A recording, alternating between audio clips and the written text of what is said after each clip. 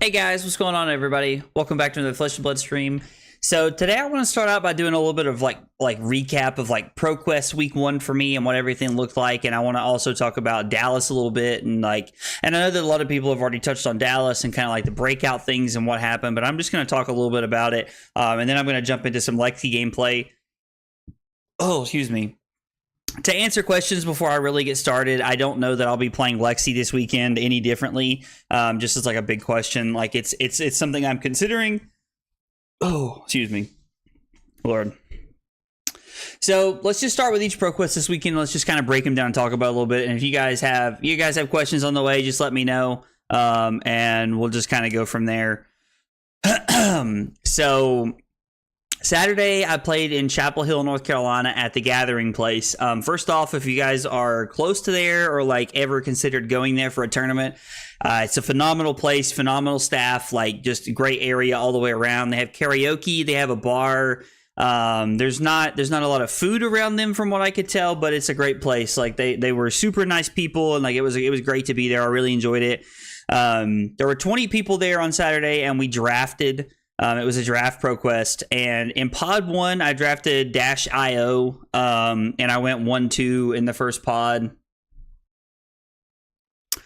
I went 1-2 in the first pod. My deck was pretty good, honestly, I think, but like it wasn't crazy. I was at VP on Sunday, but I forgot to brush my teeth, so I legit talked to no one. LMAO, dude. You forgot to brush your teeth. That's hilarious, bro.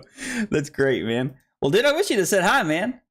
It wouldn't have bothered me, man. I was like, dude, I wish you'd have come and said hi, man. I'm sure I'll see you in another ProQuest though, man. I was like, I'm sure there will be other opportunities. Yo, Cheats, what's going on? How are you, buddy? So I went 1-2 in the first round of draft. I lost round 1 to a Tekla Vossen, probably the best Tekla Vossen in our pod. They ended up 3-0ing the pod. It was a very good Tekla Vossen deck. Round 2, I ran over the other Tekla Vossen in the pod, and then round 3, I played against Smurfington. He streams on Twitch. If you guys know him, he's a really good player. I had 2 hands that were all items, and it kind of just like cost me the game. It was pretty awkward. I had 13 items in my deck, which I feel like that's the max of what you're looking for when it comes to items and how many you want in your deck. So I just kind of like got a little bit by variance right there. I probably still could have played better and maybe played around it and tried to get out of it, I'm sure, in some way. But yo, Bim, what's up, dude? And then the second pod I was in, so there were both drafts were a pod of 8 and then 2 pods of 6. There were 2 separate drafts, and that was the pod breakdown. And then the second pod, I was one of 2 Tekla Vossens, but there were 3 maxes in the pod. So round 1, I played the Tekla Vossen mirror, which is honestly just kind of like playing the older mirror. It's kind of grindy, and you want to keep more cards in your deck. Game 2, I played against one of the better max decks in the pod, and I ended up being able to get there. My opponent actually told me after the game that he miscounted his resources, and that actually allowed me to like climb over the mountaintop and get to the win there on his big turn that he had pitch stacked and set up. So a mistake on my opponent's part kind of put me in the winning seat there. And then in the last round, I played against the -IO, and they actually set up a overload script penetration script turn, and I just like their hand was kind of awkward, and I was able to. They had to take a turn off to like kind of set that turn up, and so when they set that up, I actually was able to throw 4 attacks. Excuse me, which is pretty uncommon for a Tekla Vossen deck, but it actually ended up working out pretty well for me. So I went 4-2 and squeaked in the top 8 at 7th, and then we drafted, and I ended up on Tekla Vossen in top 8, and I just got absolutely obliterated by a dash. Like the first round of draft was my opponent went first, and like I think I got hit with 2 separate boom grenades that I just physically couldn't stop. My opponent like had crazy breakpoints that all lined up really well. Like my opponent like drafted a good deck and played it well. So like, I mean, you know, no shame towards them. They were a good player. He just was one of those things that like it didn't work out, didn't fall in my favor. So Twitching it up. Yeah, absolutely right. I was like, I am back on Twitch, everybody. I'm going to talk about that here in just a minute, but I am back on Twitch. Twitch has changed their policies, and I am back on Twitch officially. So now you can catch me on Twitch, YouTube, and on Kick. I'll be live on all three when I'm streaming from now on. Oof, we take those. Yeah, it was an awkward hand, a couple of awkward hands. Boots that give go again? Yes, I did have to use the boots that give go again on my 4-attack Tekla Vossen turn. I had to use the one. I actually used the boots that make a quicken token, yeah. Dude, I have no idea how that Dash had a good deck. He was the 4th Dash in a row. Dude, I like, if his, like, he had like 18 reds, and I think he said he had like 9 1-for-4 like breakpoint cards. Like, I think he said he had 2 red underloops in his deck. So I don't really know what happened or how it lined up there, but dude, his deck was like, it was really good. And if it wasn't really good, it lined up really well against what I was trying to do round 1, so I got obliterated. I actually heard Porter ended up winning, which I thought was kind of cool. Good for him, man. I was like, I played against him a lot. He's a really good player, man, and I was like, I'm glad to see him win a ProQuest. That's awesome. How many PQs are you planning on playing? I'm actually planning on playing in 6. If I win one, I might slow down just a little bit. Probably not, but it's just not who I am. I like to grind too much. But I'm planning on playing on 6. Played 2 this past weekend. I'm going to Out of the Box in North Carolina on Saturday this coming weekend for another draft ProQuest. And then that Sunday is going to be the Blue Post in Elizabethton, which is my local store. So I'll be playing at that one to support the local shop and trying to get some CC in. And then the last weekend of ProQuest, I'll be going to Roanoke for a draft ProQuest on Saturday at Star City Games. And then on Sunday, I'll be back in Johnson City, which is my other local store for a CC ProQuest. So I'm happy that like my local area got like two ProQuests. That's really cool. Really happy to see a couple of like local ProQuests in my area. That's pretty exciting. So, and I'm honestly, I'm just happy it's ProQuest season. I'm glad to be back on the grind, trying to get better and, like, you know, playing games. And I know that a lot of people aren't very high on this limited format, but I like it quite a bit. It's pretty fun. The all mechanologist concept of a format is pretty interesting because the fatigue concept is something that you really have to play around if you're Dash or if you're Max. So I just really like the lines and the things that it offers this time around. Blows my mind. He had a pretty nutty Max deck. Oh, nice. Oh, you talking about Porter? Yeah. I heard his deck was pretty good. Yeah. See you at Blue Post and SCG. Oh, dude, that's awesome. You're coming to both of those? I figured you guys would be at there's like the House of Cards is on Sunday. I thought North Carolina. I figured you guys would be up there. But dude, that's awesome, man. I was like, I never get to see you guys come down to our ProQuest. That's awesome, and it'll be good to see you. I was like, I know Richard will be excited about having more people come down, man. That's awesome. I'm stoked about that. SCG is my local. Yeah. Like you, Mara, Merrick, all you guys are like up there in like that Roanoke, like Richmond area, right? So that was Saturday, and then Sunday was CC at Victory Point Games. I played Phi, which I had a pretty confident feeling about, was feeling pretty good about. Round 1, I played the Phi Mirror. My opponent had some really awkward hands, and my breaking points lined up a lot better than theirs. I think that my deck might have been built just a little bit cleaner than theirs, if I'm being honest. But my opponent had some really awkward hands, and it just kind of lined up poorly for them, so I think that really put me on the front foot. So 1-0. Round 2, I played against Corey Baker playing Lexi. It was a super close game. I saw a Command and Conquer and 2 breaking points very, very early on in the game to give me some really early tempo, followed by back-to-back Art of War turns, and I still lost that game. So I think that really speaks to the power level of Lexi. It is worth noting that Corey did have 2 Rainrazor 3-of-a-kind turns. There was a turn late at the end of the game where he activated Quiver after playing 3-of-a-kind. He had thrown a Bolt and Shot at me for 9, which I blocked out with 2/3 blocks and Tiger Sharpshooter and the 1 counter on Furnace. And then he activated Quiver because his hand was blue and Premeditate. I did not know this at the time. He hits a yellow Bolt and Shot, and I blocked to play around Codex of Frailty to like not get blown out by Codex of Frailty, and he actually ended up just having the Premeditate in hand.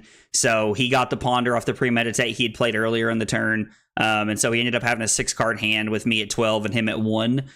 So I had no cards in hand and was no way to take tempo. looking back on it, I should have kept my 2 cards, went to 7, and then just hoped it wasn't Codex because I could never beat Codex in that spot anyway.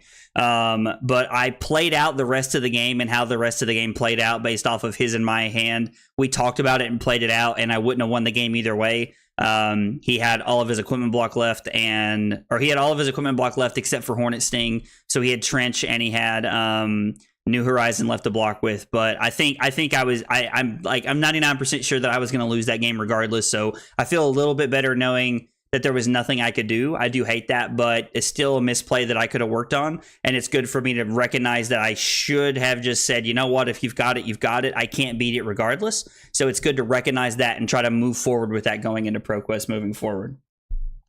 Merrick is up in Charlottesville, so we'll be at his for this Saturday. Oh, okay, cool. Yeah, I knew that like you guys were like all like kind of locally like in those like in that like Richmond, like Roanoke, like kind of area. I don't know a ton about that area, but I know that you guys are all within a few hours of each other, I thought. So that's kind of cool. Corey is a chill dude too. Oh, dude, Corey's great. Like, honestly, like all of the North Carolina guys and honestly, all of the Virginia people too, like all the people I know from North Carolina, Virginia are nothing but great, man. Like even when they're winning, they're super humble. Like when they're losing, they're super nice to you. Like everybody is like, they're all really good players and they're all super nice. Like I have never had anything but great things to say about playing against the people in the North Carolina area and the Virginia area. I love everybody like in my local area. Like they're all great. They're all wonderful. Like I have nothing but great things to say about everybody. So at this point I'm 1-1. I'm thinking, okay, I gotta win out to get into top 8 from here. It's only 5 rounds. There was like 26 people, 29 people, something like that on Sunday. What's up, man? Good luck with your ProQuest coming up, and let's make it to LA. Dude, Rav, I appreciate that, man. It means a lot, buddy. I appreciate that. I'm hoping to win one. I'm probably going to go to LA regardless because it's just who I am. I've never been to LA and I've always wanted to go to the West Coast further than Vegas. So I'd love to go to California and like, you know, see that part of the country. I've never been out there. So probably be a trip that Carly and I plan so that we can spend some time together and hang out in California and see all the sights. And plus I get to play cards. So it's a win-win, but I'm really hoping to punch my ticket. Did you win one this weekend, Raph? I hear playing the Showstopper will be our best bet to make it to Hollywood. Oh man, that might be true. That very well could be true. So round 3, I'm playing against Icelander. There were only 2 Icelanders in the room. My opponent, I'd gained a little bit of early tempo against my opponent, and then my opponent finally drew a Blizzard to try and like slow me down, and I had 3 blues in my hand, so like my opponent's turn to like really like when they really their last chance to try and swing the game came with the Blizzard, and I just had the blues to play around it, so I just kind of like pushed through. Like I think I ended the game at like 12. I was so far ahead, so I just kind of like, you know, ran him over at the end of the game there. Very good Icelander player and recognized his spots, but unfortunately the matchup is he didn't draw a Channel Lake or Blizzard early enough, and I was just able to run him over a little bit there. I was at Calling Dallas, so trying to play some PQs next week. Oh, okay, cool. That's awesome. How'd you do in Dallas? Did you have a good time? Glad I'm able to catch you live. Hey, Adya, thanks for coming back. I was like, I appreciate you hanging out. Appreciate you coming by the stream. So 2-1 going into round 4. Round 4, I actually played against the person who actually won the ProQuest on Sunday. His name is Lucas Bannigan. He's a part of Team On Hit, based out of like Winston-Salem in that area. Great guy, great team. I love all those guys. I'm friends with all of them. They're all great people. Honestly, Lucas winning a ProQuest, like I say this, it could not have happened to a better guy. Lucas is a great guy. Like we talk about like sports every time I see him. Like Lucas is great. Like I like everybody in that area, but I was super happy to see him post on Twitter that he actually ended up closing that one out. He is a Bravo aficionado, and so to see him, you know, like punch his ticket with a ProQuest this past weekend was really cool. I was really happy to see that and very excited for him. But Lucas and I played a pretty close game. I never really saw like any like really like crazy hands, and to be fair, neither did Lucas. Like we played this like super mediocre game. The one turn that I can really think about that I think really swung it in his favor is that I finally drew Sink Below in my hand, and I was like, okay, I'm gonna set this up in Arsenal, and he had Command and Conquer the following turn, so it really put me behind in an awkward way. And so that really gave him a lot of tempo. And then round 5, I played against Bravo in the last round again. I'm 2-2, potential winning in, more than likely not. Ended up, I would have finished 10th if I'd have won, I think. But I like my opponent like got a very aggressive start, and they never slowed down. Just straight up ran me over. I think he saw one sink below the entire game, and he used it like to perfection almost. So it was like I just got obliterated, honestly. So I ended up going 2-3 on Sunday with Fi, which is like ironic because I went 0-2 into Bravo, which is like one of the things that I felt the most comfortable with going into Sunday. So I think it gave me a little bit to think about and gave me some things to like maybe try and change and like just try to work into and trying to like iron out the list a little bit more. Could also just been a little bit of bad luck. I don't know. Like maybe I just need to stick with the list. I grinded the list. Maybe I need to stick with it and just get back in there this weekend. Oh, excuse me. So either way, great weekend. ProQuests were a lot of fun. Like I love seeing everybody. I'm hoping to see more people, if not the same people, this coming weekend. So I'm so glad I'm so glad it's ProQuest season. I love the grind. I love playing in ProQuest. My man sounding like such a professional. When are you dragging me with you, dude? Brandon, dude, I gotta teach you how to play, man, and we'll go play. I was like, dude, if you wanna go to a ProQuest, man, I was like, I think there's a bunch of us going to ProQuest this weekend, up in North Carolina. Also, Richards is on Sunday if you want to come hang out at Richards. Dallas was great. Got day 2 on Bravo, but then sank. I mean, dude, it happens, man. I was like, it's unfortunate, dude, but it's happened. It happens, man. Congratulations on day 2, man. It's like, there's a lot of people that don't make day 2. So congrats on making day 2, man. That's a good accomplishment. Every time you get a D-React in Arsenal, it gets CNC'd. Never fails, man. It definitely felt that way on Sunday. I'll say that. I think that I've unfortunately, sometimes your cards just line up for your opponents. And when that kind of stuff happens, like you really have to like get a lucky break, or you have to be better than I am, honestly, to win those kinds of games. Because if your opponents line up well, if your cards line up well for your opponent's hands, like if they're awkward, if your opponent's awkward hands line up with your awkward hands very well, then like you'll probably lose the game. And sometimes there's nothing you can do about that. But most of the time in Fab, if you're losing, it's most of the time it's your fault. I'm a firm believer in that.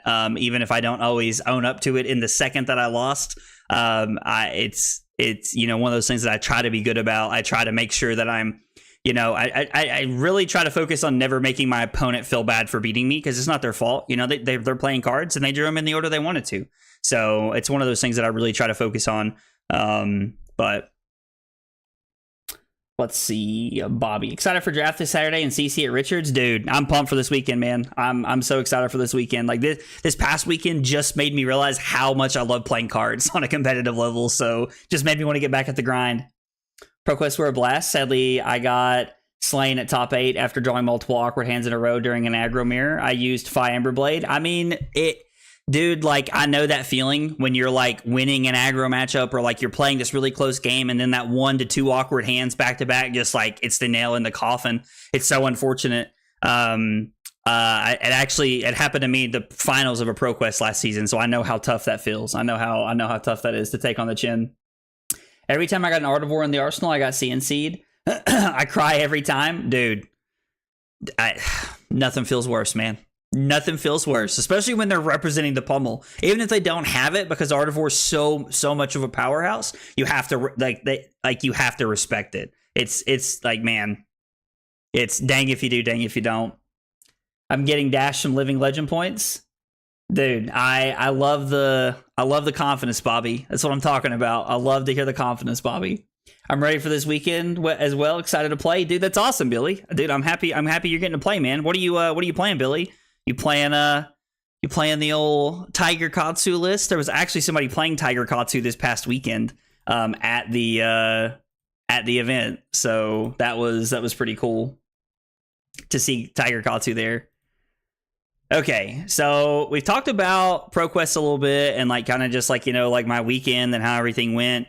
I am going to jump in and play some Lexi games here, and we can keep talking about this past weekend or Dallas if you guys want to. I'm more than happy to while I'm playing. I just want to go ahead and jump into some games here. One of the guys on the team, Zach, he's been practicing with his Lexi list a lot, and so I just want to I want to make sure that I I want to try it and see how it feels. Make sure I'm giving it the best shot that I can, just to try and see if it's maybe the right pick for this weekend and maybe if I should be swapping off. Against Azuri, it looks like Zach is just playing the kitchen sink, all 72 cards. Interesting. I mean, interesting. I like Trench here and I like Perch Grapplers. I'm curious to see how this goes, honestly, because I feel like this could be an interesting matchup. Maybe Law got 2 decks I'm working on. You know them both. That's fair. We have been talking about the 2 decks you've been playing recently.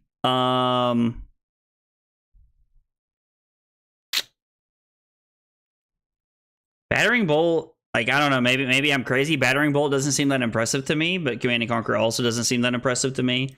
Let's just block with Battering Bolt and just kind of see what happens here. If my opponent swaps in for something else, I'll just if they swap in for a shakedown here, I was like, we'll load something, but this is also fine. We'll take 2 and then we'll just go ahead and swap in. We'll go ahead and put in the Heat Seeker. I imagine is the best play. Since we know our opponent doesn't have an action point here, we're giving ourselves the chance at, I guess I could pitch the Searing Shot if I wanted to get rid of it, but I don't think getting rid of that is the right play here. A Lightning Press is pretty good. This is honestly just a really good hand. I'm going to Blue Post on Sunday, so I'll actually say hi this time. I'm actually going with Corey. Oh, dude, that's awesome, man. Dude, that's awesome to know that Corey's going to be there. It sounds like we're going to have a stacked event. Sounds like there's going to be a lot of really good people there, man. So that's good, though. I'm excited, man. I'm glad I'll get to see you again. That's awesome. I was like, we'll get to chat and talk this time, dude. That'll be great. So Frailty already looking a little bit awkward for us. The Death Touch going to get 3 points of value here. Although I have to say our opponent giving us Crown of Providence this early on in the match is a little interesting. I'd be curious to know why they wanted to, I'm curious to know what their thought process is here.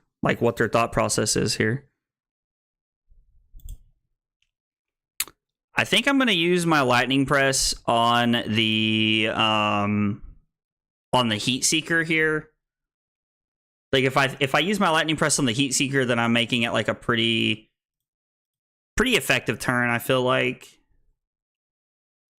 Using this to push through some damage and also get a 5-card hand set up here while throwing 3 arrows. So playing a pretty good hand here.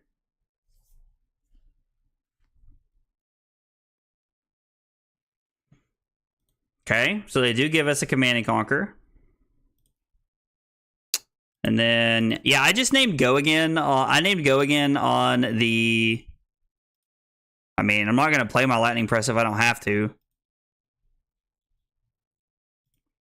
The Frailty token prevents us from naming +1. Also, our opponent is playing Assassin, which means they have some pretty decent options as far as they have Frailty Trap and they have some things that they can actually do that'll can get us with the Bolton Shot. So we have to be careful, make sure that we're playing around things adequately.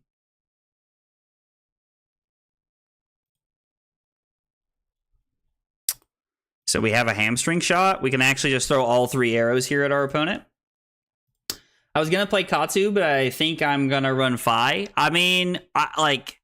Katsu is definitely very good and has a lot of value, but I think that I personally think Fi is just in a better spot, but that's also personal play preference. So dude, I'm down to play the Fi mirror again, man. If you're playing Fi, hopefully we dodge each other because, you're not the bad guy there.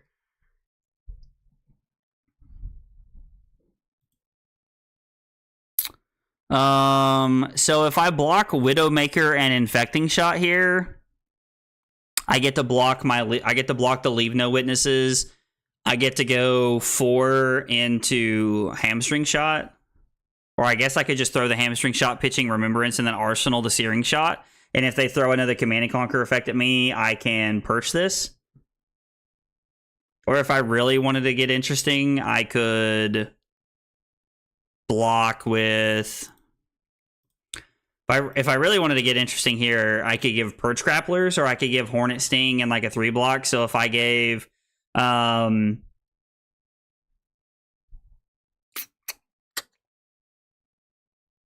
mean, I could give my blue here. Oh, this is interesting.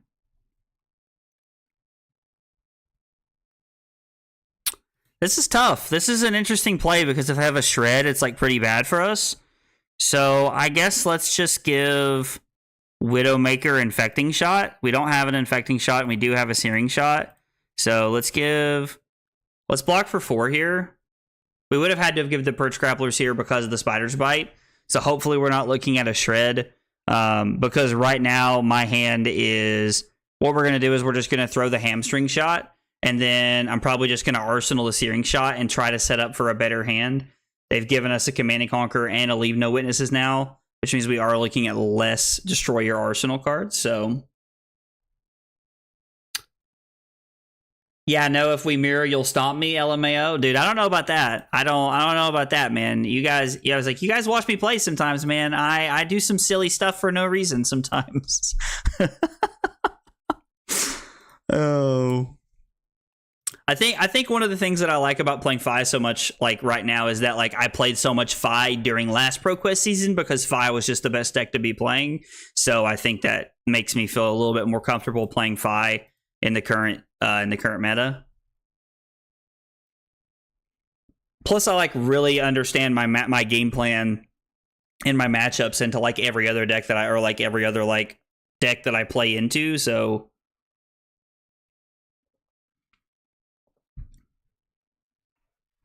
I thought about trying to get some people to like help me test this week and like really testing Lexi into like Bravo and Dromai, and like trying to see if like, yeah, there's one Frailty Trap down. But if I can figure out Bravo and Dromai pretty consistently, then I feel like I would feel pretty comfortable playing this deck this weekend. Well, this is a weird hand.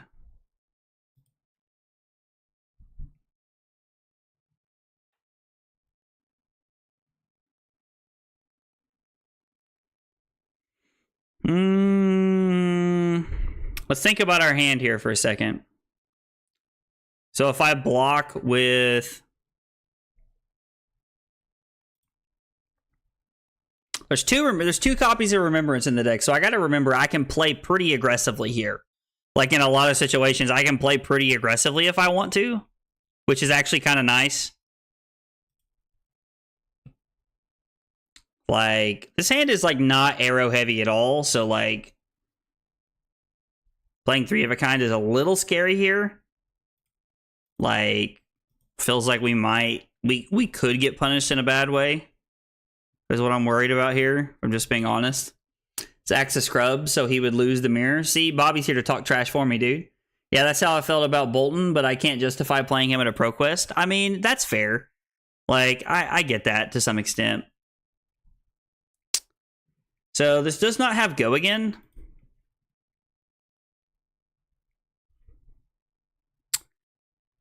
So if I give Hornet Sting and Tar Pit Trap here, I can pitch Codex to activate Voltaire, play Arctic Incarceration, and then Arsenal 3 of a kind. Activating Lexi, obviously, to start my turn. Come on, let's hit an arrow one time. Hey, we did it. And then I'm going to play the Tar Pit Trap here. And I'm just going to be real with you guys. If they want to throw the Nerve Scalpel at me right now. Wow. They do decide to do that. Interesting. Like, I feel like that's a pretty big win for me, if I'm just being honest. Like, yeah. Like, they got rid of a Nerve Scalpel, like, already. Like, I feel pretty okay with that. Just all things considered.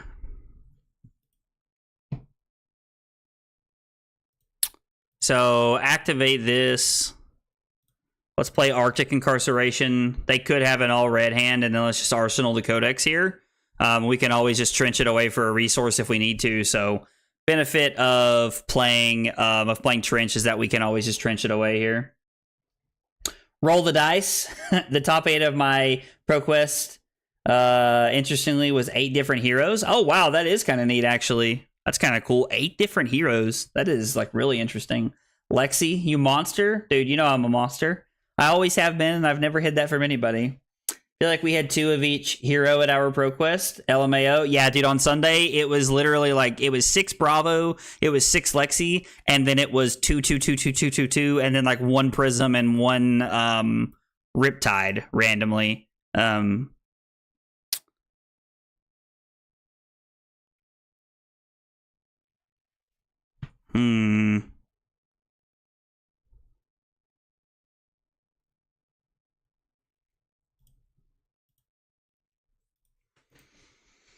So I guess let's just block 6 here.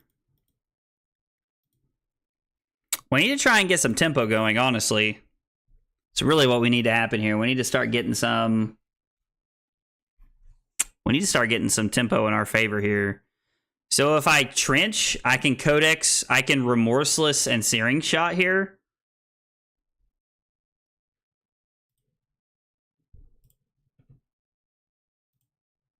I think it's better than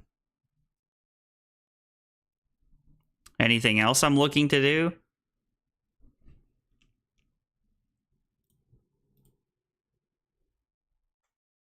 These are cards that like kind of like demand to be answered a little bit here. So let's name Go again, and then let's just come in. Let's try to like get a little bit of tempo, and then we'll try to like reset, try to find a Rain Razors, try to find something good, and try to set up a bigger hand here. Riptide kind of gas though. I mean, if you say so, brother.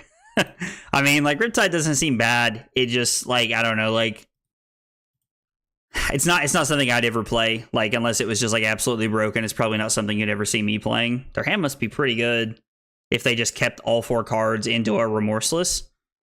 That or they're probably only going to play 1 action. Honestly, my opponent ends this turn probably... Ah! Dang it. My opponent probably ends their turn at 25 or 24 if I had to guess. So we go Falcon Wing for +1 and Searing Shot for +1. Yeah, let's just take 5 here. I think that's fine. Oh, how did the Riptide do? Riptide was sitting beside me at table 500, so... And then Taylor said he was there. Yeah, I don't think the Riptide had a very good day. I don't think that went very well.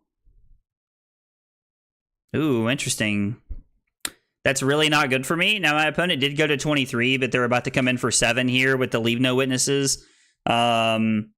Which means... Let's see, what are we looking at? Heat Seeker here. We get Heat Seeker...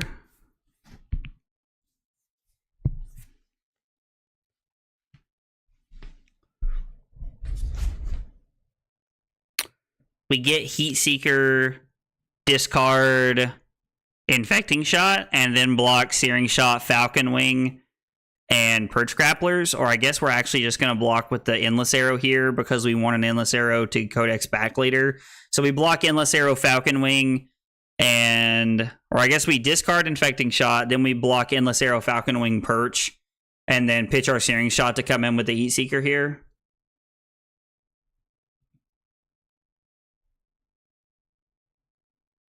It's a card that needs to be blocked. Now it is for 4, so if they have a defense reaction, then we're in a tough spot.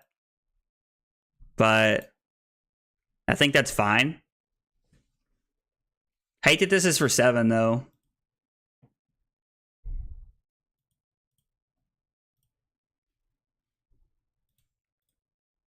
Our opponent did have to go to 22, so the Remorseless ended up being a 1 for 9 right there, which was pretty good for us.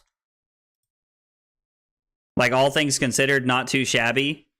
I mean, I guess the other option that we have here is we flip Lexi, Arsenal the Searing Shot, and just pass, and hope that our opponent doesn't have, like, another Command and Conquer or Leave No Witnesses effect. I mean, I don't feel like it's a terrible thing to go for that. My line's, like, more aggressive and, like, tries to get cards out of their hand, but 1 Sink Below kind of gives us the... and kind of gives it to us. So I guess we'll just go for the more conservative play here of trying to set up a little bit. Not really rewarded, I would say. This hand, like, wasn't very good. I mean, this hand blocks 6. Like, we block Battering Bolt, Falcon Wing here, and then they pick Go Again. I mean, I don't think I'm ever blocking the Go Again here. So if we block 6, we get to Trench our Searing Shot away, play Premeditate, and Heat Seeker.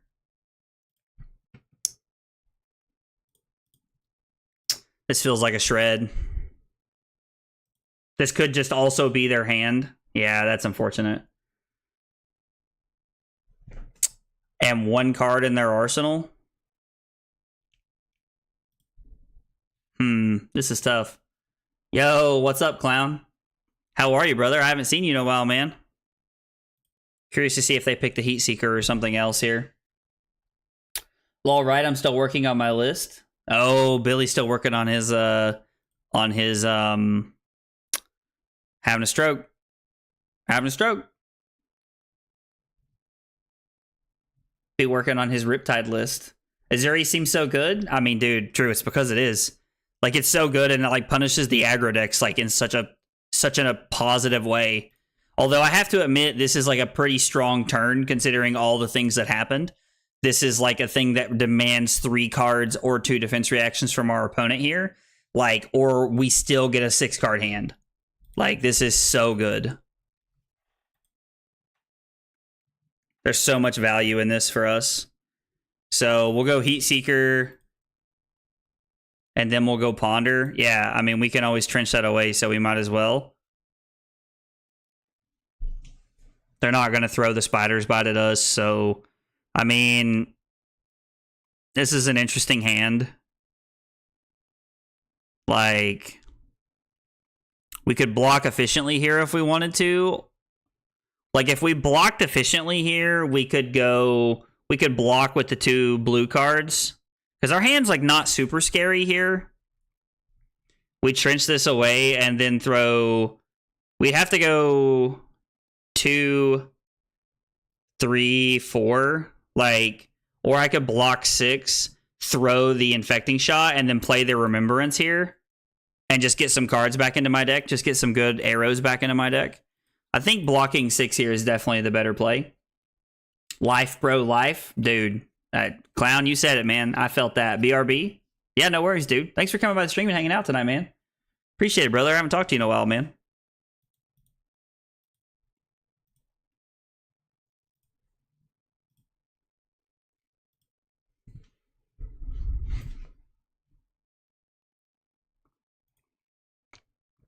So I go to 16.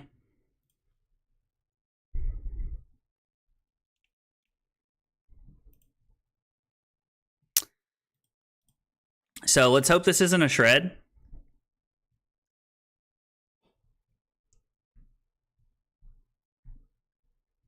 But the cool thing is that even if it is a shred, we still have a pretty sweet play here. Okay, so when they play shred, we're going to trench, put this on the bottom, gain a resource. We're going to activate Voltaire, name +1, and then I'm going to cast my Remembrance. So let's shuffle in a...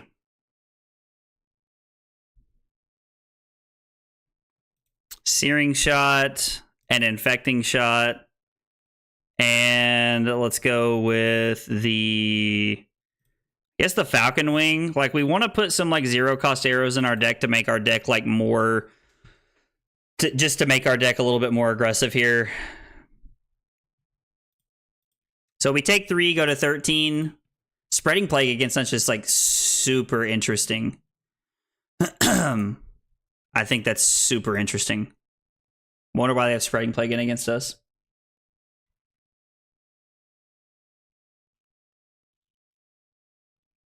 Yeah, string, dude. Stringin. I don't know. I hope I'm saying that right. I appreciate the offer, buddy, but I'm not really looking to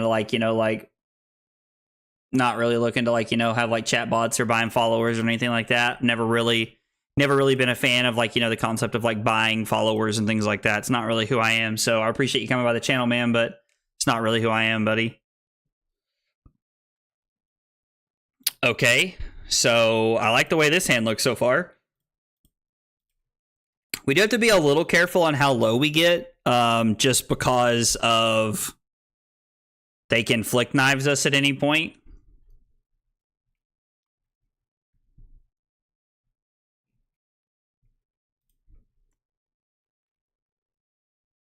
I mean, I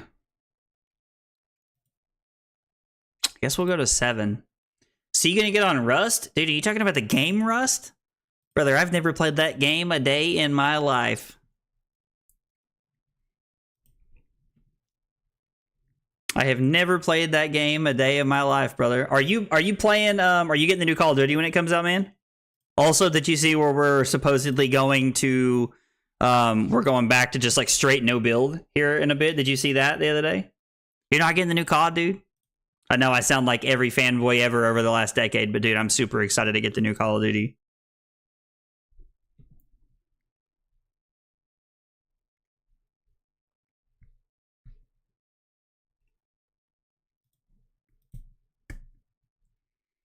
So let's come in for 6 here. This is 6 with a pretty relevant on-hit effect for us, considering that the Rain Razors is there.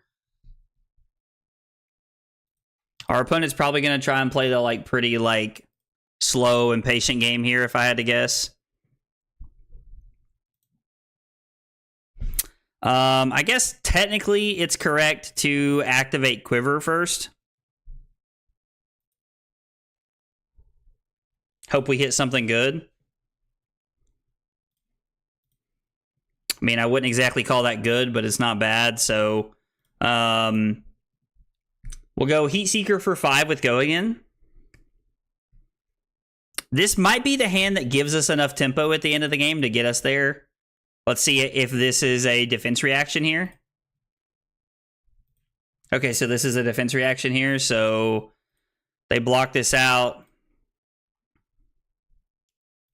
And then we throw the drill shot. And if you let this hit, you go to 11, you give us a Ponder, which I guess doesn't really have much value for us at this point. We'll put the counter on your Tunic. I mean, it is pretty relevant because you can't block with your Tunic.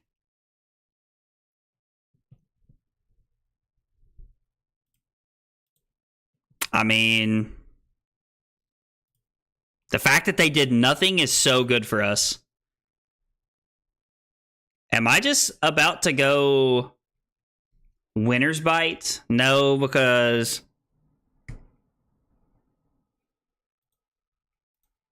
maybe I play the Remembrance to shuffle 3 arrows in here.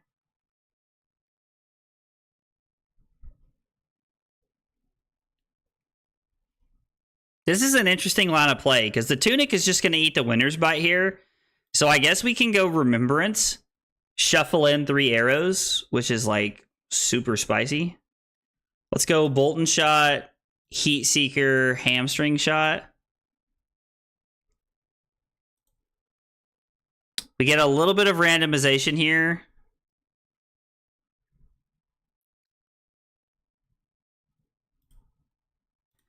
Yeah, let's pitch the Winner's Bite here. We can always Arsenal the Death Touch, which it appears is exactly what we're going to have to do. This was like an incredibly bad 3-of-a-kind draw.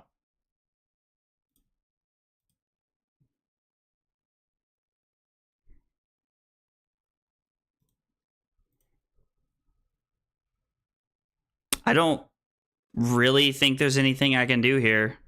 I'm going to name Go Again just to make my opponent think. Honestly, like, I think at this point, like, the mind game is kind of where I have to be.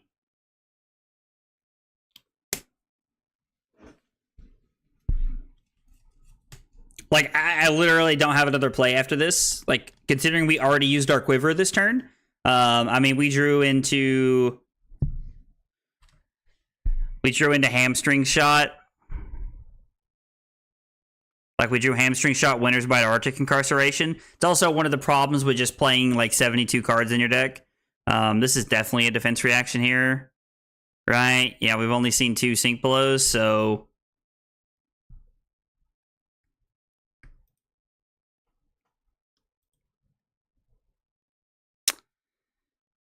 Yeah, they're probably just happy to take 2 there.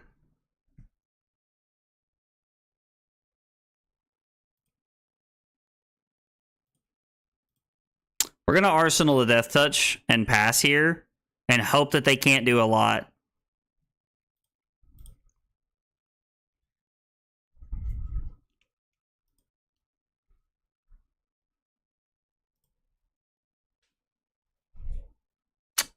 I want to keep the Searing Shot here.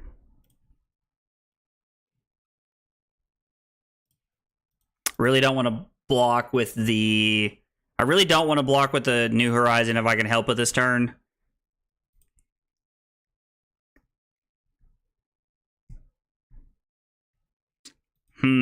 That's not good. I mean, we're going to block with the 1 card we can block with and hope they don't have a 6. Not likely. Hey, what's up, Drew? How are you, buddy? Swapping a 6. Yeah, we take 3 and die. I mean... Not much we can do about that in that spot. Like, we grinded that out and really tried to do what we could that game. Like, our 3 of a kind only drawing us 1 arrow was pretty bad. We blocked with a hamstring shot from the turn before, which I think was the correct play. And then I think we just ended up falling a little bit short there. An awkward 3 of a kind there at the end of the game. I'm not really sure, like...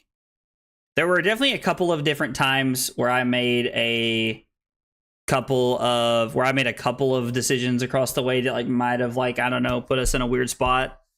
So I don't know. Drew, first time chatter. Welcome to the channel, man. I appreciate it. I was like, I am back on Twitch for the first time. I'm back on Twitch for the first time in 4 months since they updated their multicasting policy, so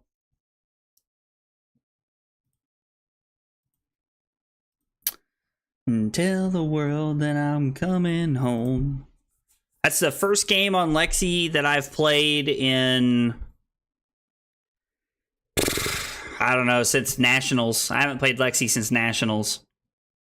So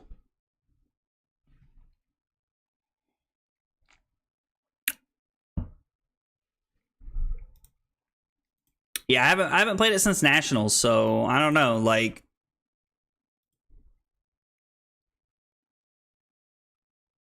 is Arctic looking to be actually pretty good here? So I just put I hit Katu/Phi just to like try and like do that. Oh, I'm the Drew from YouTube, just dropping a follow. Oh, well, thanks, man. I appreciate that. I was like, yeah, I actually had to go back in and like add my Twitch alerts back in, so like when people follow and stuff, it'll be there. So I'm hoping they work tonight. I appreciate you. I appreciate you popping over and following on Twitch, man. It means a lot. Arctic is the question here, in my opinion. Everything else looks good. Like, I mean, they're a deck that like utilizes not having to use resources, so I guess the more we can tax them, the better.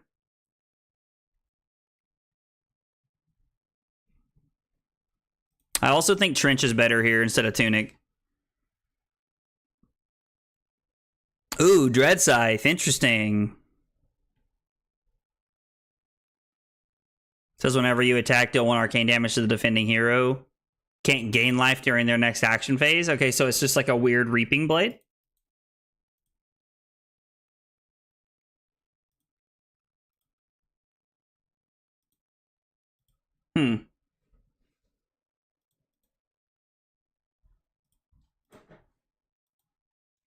They're on Unmovable. Interesting. Maybe I should have been... Oh, no, sorry. Maybe I should have been on...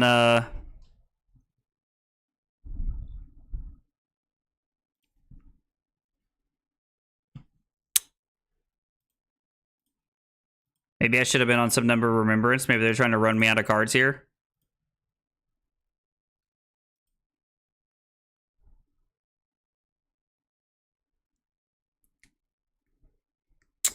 So I'm just going to keep both the cards in my hand in case they actually have a... in case they have like a CNC there in their hand. I don't want to get blown out by anything. Tar Pit Trap could actually be kind of relevant here. I guess it's an on-hit effect. Yeah, so it's not that relevant. So maybe Tar Pit Trap is not what we're looking for. So we'll just go ahead and throw our cards here, and we'll probably end up arsenaling the Endless Arrow if they let it come back to us, and then keep the 3 of a kind in our hand, and we can try to use 3 of a kind as a Carrion Husk. Interesting. That's really interesting. I don't really know why they would do that and like block that way.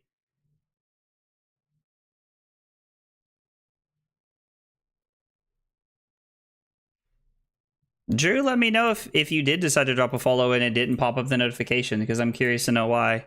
If it didn't, I mean, if you didn't follow on, you know, Twitch, like no pressure, man. Like, never has been, never will be. I just appreciate you guys coming by and hanging out. Okay, so defense reaction from our opponent here.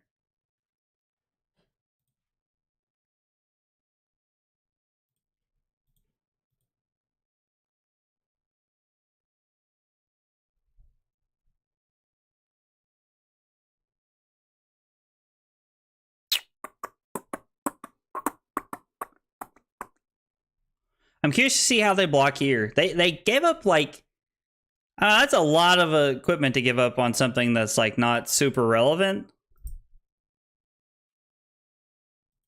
Okay, so they gave up 2 pieces of equipment and then back-to-back Sink Belows. So we'll arsenal our 3 of a kind. Probably like throw a couple of arrows here and then take a turn off. So like here, what I imagine we're gonna do is pitch the drill shot to go hamstring shot, blue searing shot. So we're gonna come in for 2 go again and then 6, and then we're gonna arsenal the drill shot. Yeah, we're just gonna take the Deathly Well here with 2 cards. With 2 cards in their hand, they could actually like activate Spellbound Creepers here and make something happen. But I don't know. It's tough to say.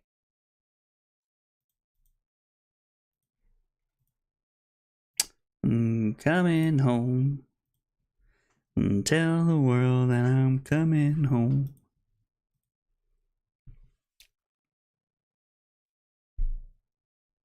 When is Lexi officially LL'd? Well, if they don't know why they did that. They can't play their Phantom Wraith here. Oh, they closed the chain and made more things. That was actually a really cool play. Okay.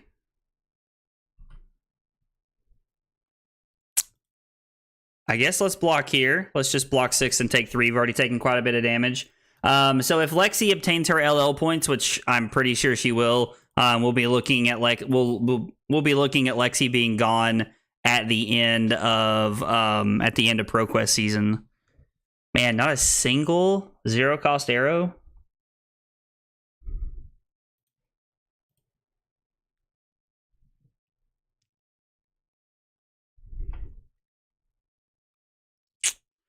So if I throw Remorseless here,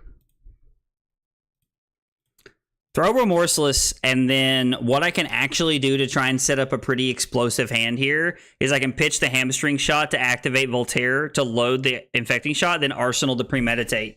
And then I'm looking at a pretty explosive next turn. So Remorseless is something that my opponent will have to think about a little bit here. He used the Terran emote, so he had to be able to follow to use that emote. Ooh, Carly is correct. So I wonder why we didn't get that notification. When I was testing it earlier, it was working just fine. So I'm curious to know why it's not working now. So pitch Hamstring Shot, load Infecting Shot for +1. And then we're going to pass an Arsenal to Premeditate. And then we get to have Pre-Med into load Bolton Shot for +1, into Heat Seeker with Go Again, into Infecting Shot, pitching all of our cards here.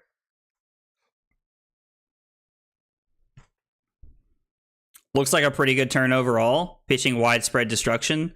So yeah, we're definitely just going to take this here. Let me see here. I will look at the notifications after this because it's definitely have to look at it after this game. She's at 1046 right now. Oh, I didn't realize she was over the threshold already because it's 1,000 points, right, Drew? I'm pretty sure it's 1,000.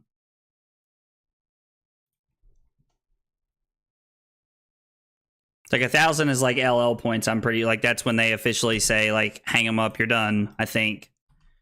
So let's go Bolton shot for +1. So this is going to be for 8. On hit, make a ponder. This is going to be a pretty explosive turn. We're down 14 points, but we get to make some pretty good stuff happen here.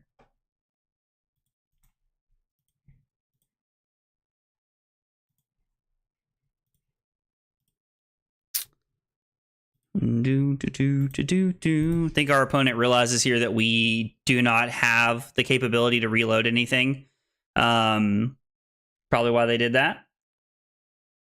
Yeah, so could she be LL'd mid ProQuest season? No, so they don't do like LLs and bannings updates like during ProQuest season or like during like any kind of competitive season. The way TCGs typically do this kind of stuff is they wait until the season's over. All these decisions are made before or after the season, and then after the season's over, they'll like have an official announcement. Brian Gottlieb will put an article out, and then okay, so 2 defense reactions here. And then once that actually comes out, that's when she'll officially be LL. They'll give a date and stuff like that, so we'll know when it is. But yeah, dude, that would be really cool. If they could get rid of her mid-season, that would be insane. I honestly think the world would turn on its head if they got rid of Lexi mid-ProQuest season. People would lose their minds.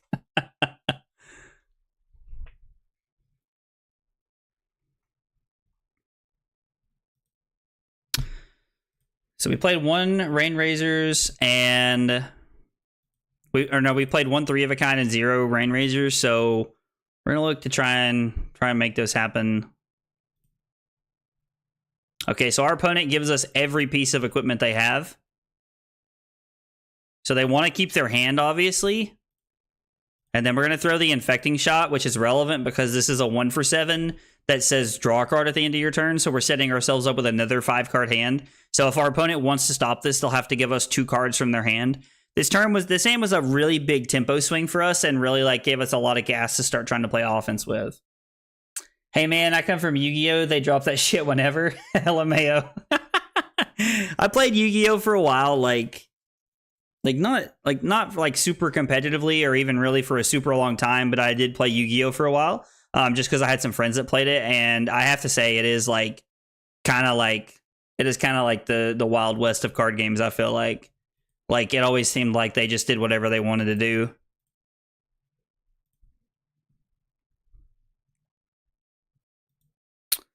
I mean, this is a pretty solid hand. I get to go hamstring shot for 5 and then searing shot for 5 because they're both like.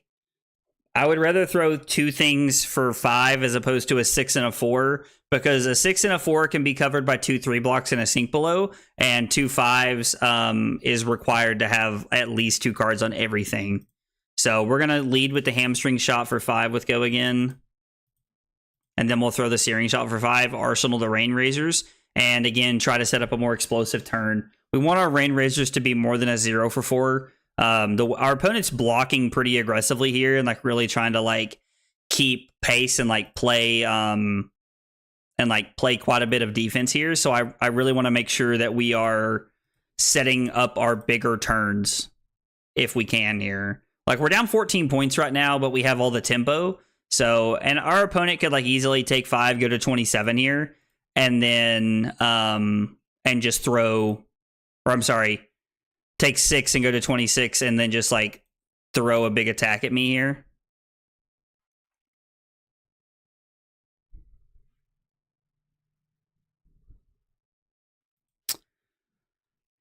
Yeah, so that's fine. We'll take 0 and then this is for 3. So this is really a 6-point swing. So we're going to go to 12 here.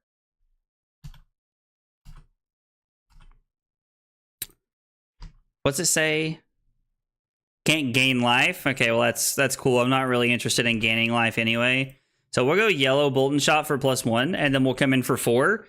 And I'm going to use the Rain Razors here to attempt. I'm more than likely going to be able to play all 3 arrows here, making our Rain Razors a 0 for 6. Now, we're not going to get any value out of our Bolton Shot here. It's just simply going to be a 0 for 6, but still pretty good.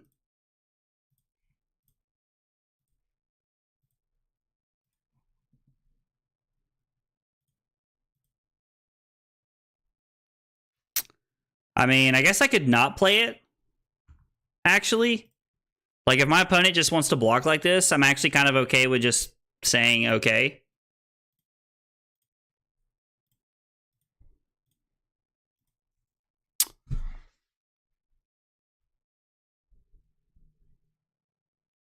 I mean, yeah, like, we're definitely giving ourselves a better shot here at having a more aggressive turn.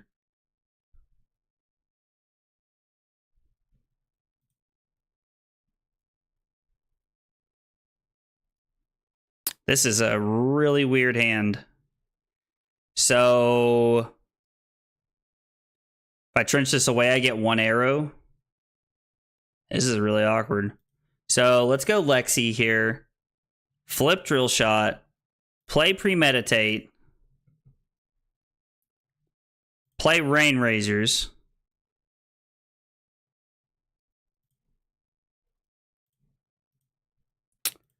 Go again on the Remorseless. So this is for 10, and then this Drill Shot's going to be for 6. So I mean, this is a pretty solid turn here. Like, we've only played 1 Rain Razors, and it was a 0 for 4. And we're pitching 1. Like, so our Rain Razors ended up being a 0 for 4, which is pretty disappointing. We really want to get more value out of our Rain Razors if we can. We want our Rain Razors to like do work. Like 0 for 6 is kind of like the floor of what I want our Rain Razors to look like, if I'm being honest, and 0 for 8 is probably about as good as it's ever going to get. Our hand just did not line up to do anything like super offensive.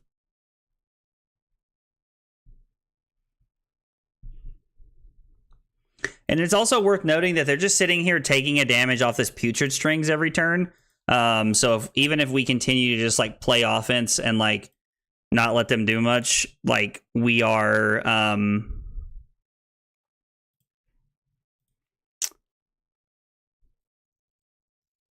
like they are taking a damage to the Putrid Strings every turn. So plus we just push through 4 points of damage.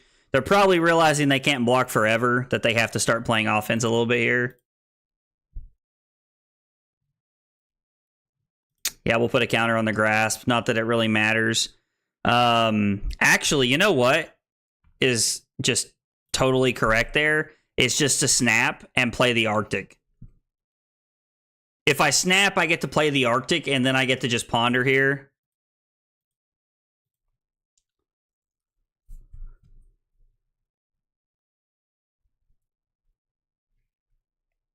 And if my opponent decides to just like block here this time around, I was like, then I'm just gonna Arsenal and not play the Arctic. I was like, sometimes your opponents make different decisions.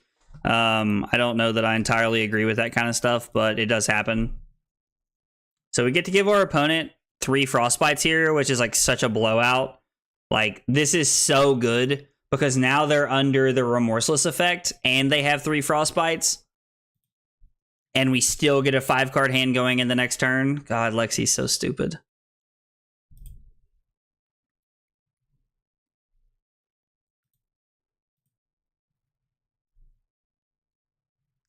Like, you gotta pitch a blue, brother. So they take 1 to play this card, and then they go to 12 off of their Putrid Strings.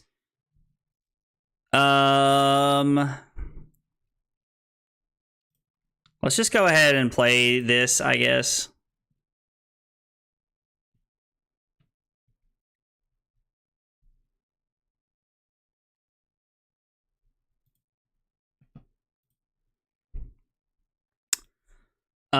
So let's go Falcon Wing for +1.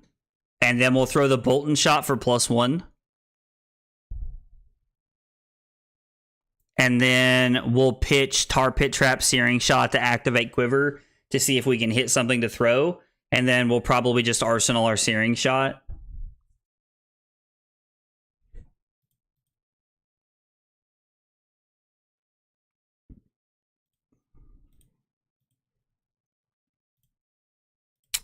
I mean, if our opponent does let this hit here, it's like value town for us because we get to just reload our Searing Shot and throw it.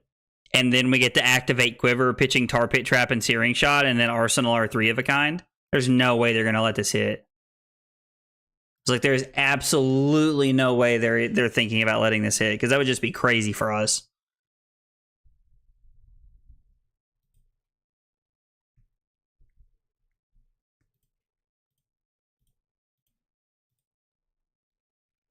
So it's Rain Razors. I mean, there's nothing wrong with that. Rain Razors is a good card in this spot. Oh my gosh, this hand's so good. Please, I was like, please don't play like a Command and Conquer. Their next thing gets +5. Am I gonna have to block? Well, that's obnoxious.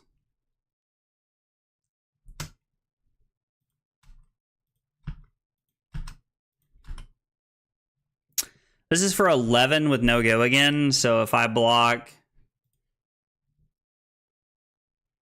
I take 7, go to 1, and then I'm basically just stuck, like, actually. I mean, I guess it depends on if they're playing those, like, one. Well, I guess if I just keep resources, I can be fine. Yeah.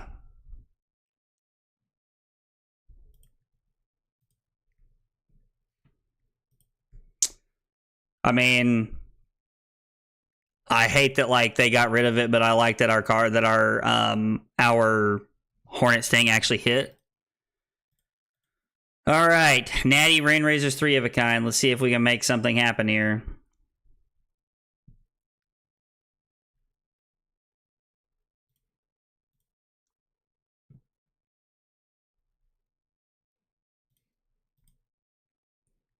So Heat Seeker with go again.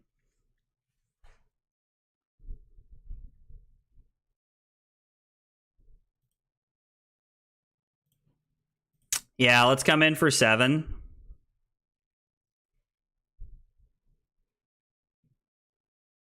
I mean, these are like must block cards here. I feel like we haven't really had any like crazy good insane turns here, and like this has been like it feels like our draws have been like okay, like nothing to write home about. So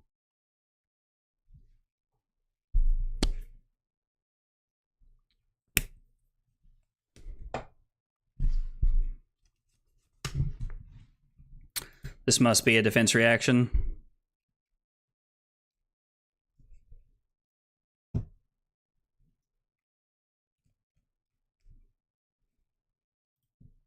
Okay. Yeah, that makes sense. Kind of saw like a defense reaction coming there a little bit. So our opponent takes nothing, stays at 6, and then we push lethal, which means they are at minimum required to give us 1 card.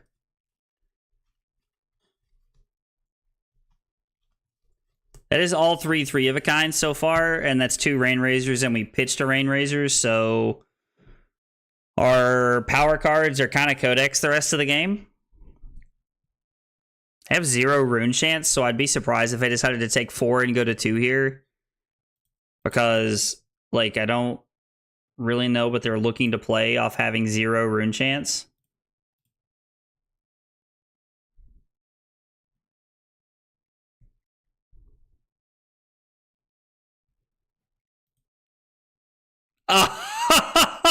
Oh, wow. What a way to lose, dude. What a way to lose. I've never lost to this card. Target hero banishes the top card of their deck. If it's blue, they lose a life.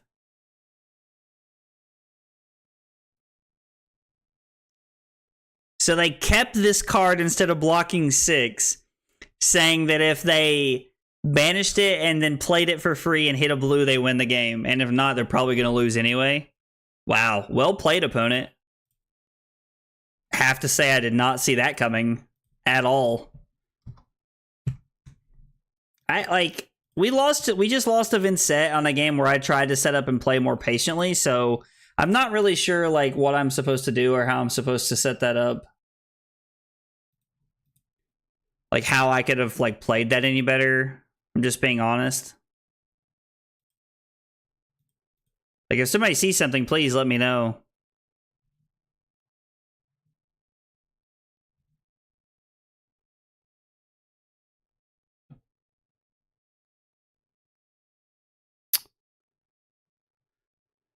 So let's see here. Let's freaking go. You love to see it. So when I did, sometimes you just lose, it happens. Thanks, Ben. In the wise words of Yoda, get good, lol. I must have missed that Star Wars movie, Carly. So when I test the follow, it works from Twitch.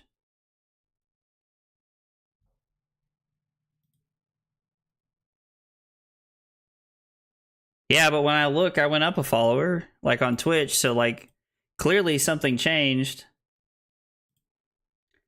Trying to figure out why, Drew, I'm trying to figure out why your notification didn't come through, because when I'm testing it right now, it's all coming through. Like, yeah.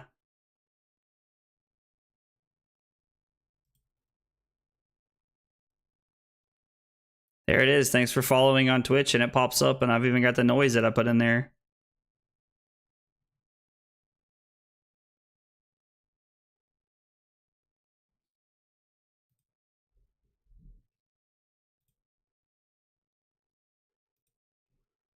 And then let's look and see if that's it. Where are you? Alerts. Yeah, that's the one I have set up there. I don't know what's going on with the Twitch things. Yeah, I don't know. That's weird because it should be set up.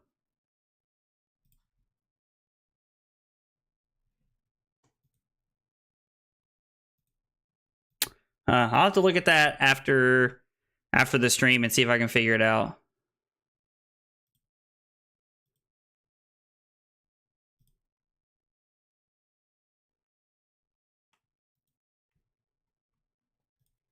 Yeah, I don't know. I'll look at that in a little bit and see if I can figure that out. So yeah, sorry if you're watching on Twitch and you end up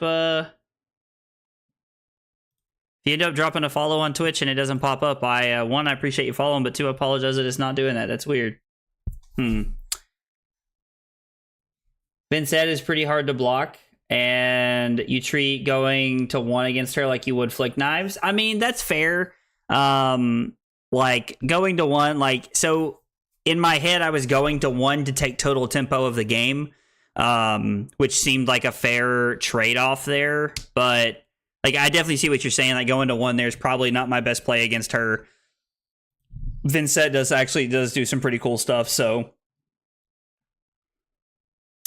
I thought it was good you must be, lose you do not. I was paraphrasing. Oh, I know. Just thought this looked like a Yoda quote, lol. Yours definitely sounds more believable. Yeah, I mean, yeah, Billy's definitely sounds more believable. All right, so we want to go second in the mirror. Let's see how Zach sideboards for the mirror. So Snaps going second, I think, is correct. Tunic is, like, I'm not saying Tunic is wrong, but it's interesting to me because if my opponent is playing Warmonger's Diplomacy in the sideboard, which is some new Lexi tech, if you're a Lexi player looking for the mirror, watch out for that. That's some new tech. So, I mean, let's try like Zach has it set up and see how it goes. Like, I'm curious to see how it goes, like, just like running Zach's sideboard configuration into the mirror. Because, you know, Zach's been like playing the Lexi deck and working on it, so not me. So I'm more inclined to take his word for it.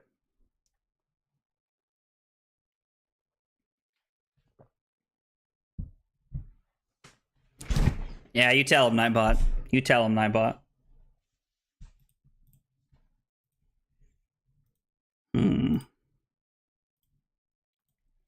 I wish I knew somebody with an alternate account that could like test that for me. I would ask them. I would ask them to like follow my Twitch really quick just to see if it would work. Trying to think of who has a Twitch account that I know that doesn't already know about my channel.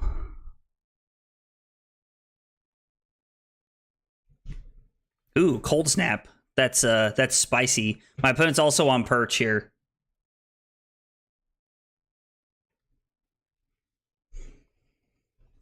So, are we loading Remorseless here and passing?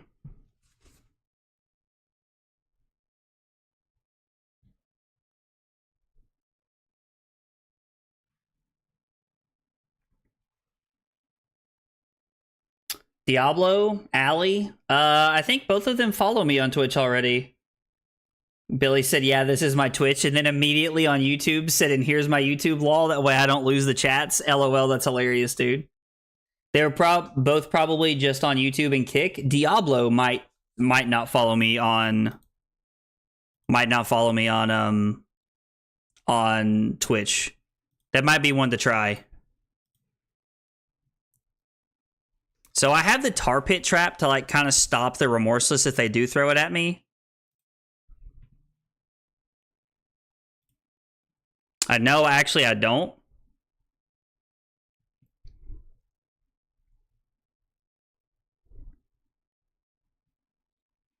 So go to 34, load 2 arrows.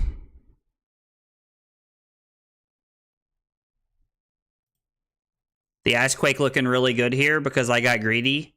I don't think it's incorrect, though. Like, I think it's correct to actually load. And I can get rid of the Frostbite here, actually. With the Voltaire activation. I think it's actually correct to load my arrows. And having the Frostbite is irrelevant, actually. So, yeah. So, yeah. The Frostbite being irrelevant is actually really cool for us. And keeping... I mean, I guess we weren't playing around Command & Conquer. It's probably not the correct decision. Probably should always be playing around Command & Conquer. If we draw a Rain Razors or a Premeditate, we can just go all in. We don't even have to use our snaps.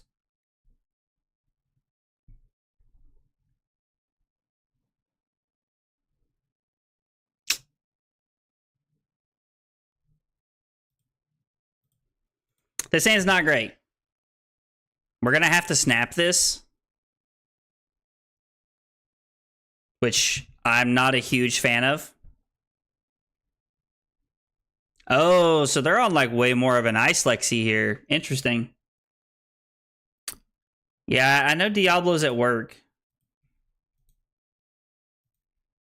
Carly, do you care to text him and ask him if he follows me on Twitch? And if he doesn't, does he care to like pull it up and see real quick just so I can see what it does? I would like to know if I figured out why it's working or not. And if you don't want to, that's perfectly fine as well. So activate Voltaire. We're going to load Withering Shot, naming go again. And I guess we're going to pitch the Withering Shot. Death Touch is pretty good, and having it in our arsenal to play is pretty solid. Yeah, let's pitch the Withering Shot here. I think Death Touch presents more value. It's a 1 for 6 instead of a 1 for 5. That presents more versatility depending on what we're looking at next turn. So we'll throw the Withering Shot, and then we'll also throw the Bolton Shot. We're going to end the turn at 30, and I'm curious to see what our opponent does here. If they take the Frailty. So they just take the Frailty, and then our opponent's probably going to go to 31 if I had to guess. So our opponent's at 31, we're at 30, and they have a Frailty token. So we basically started the game at 30 because of our opponent's first turn, which was pretty good. I just followed on Twitch. Okay, so obviously I have not figured out what's going on. Better there's like a delay in the action, which I don't think is the case.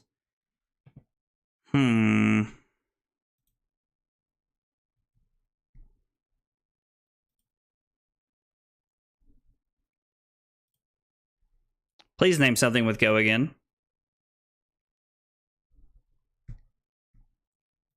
See, this is so good. The tar pit trap here is so good. I don't get a frostbite. I don't get anything.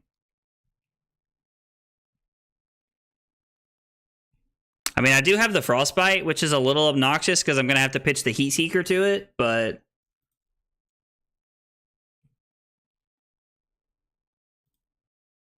No.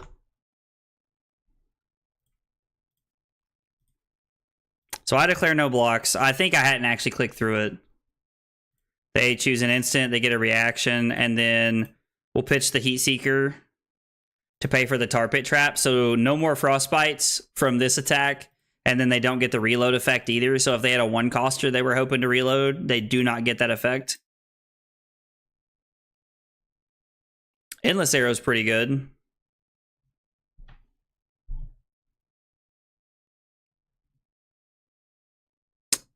I mean,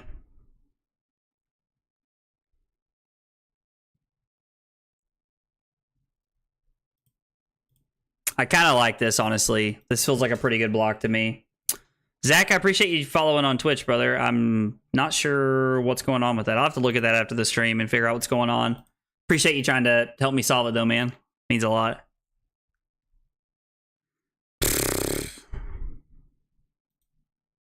Carly, you got any ideas off the top of my head? I was just gonna start screaming Andre, but I realized nobody else that's in my channel would that's in in the game or in the chat would understand what I'm talking about. So,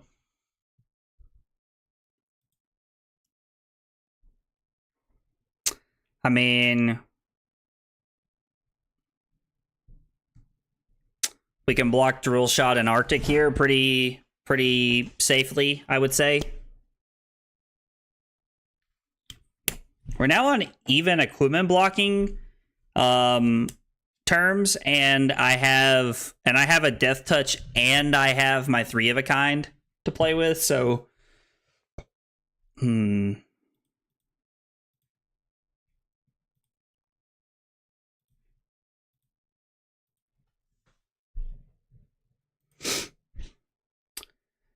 it off and back on again.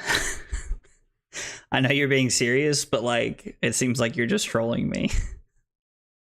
I think this is one I'm okay taking 4 on right here.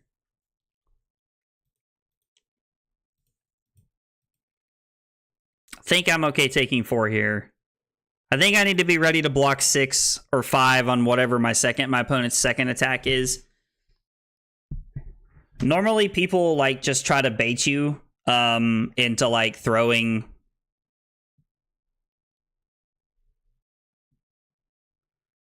early if they can.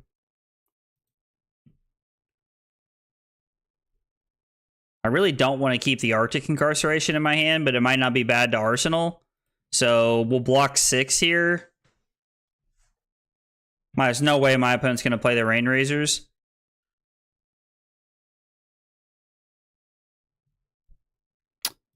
Yeah, let's just block 6 here. A little bit of both, haha. Oh, yeah, I'll look at Stream Elements after this game and see if I can turn it off and turn it back on again. Or Streamlabs or whatever the notifications are through.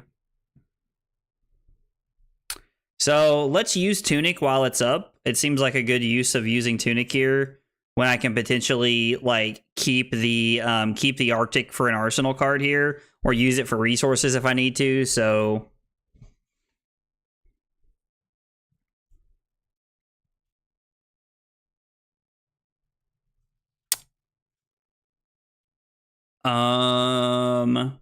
so Searing Shot, Death Touch.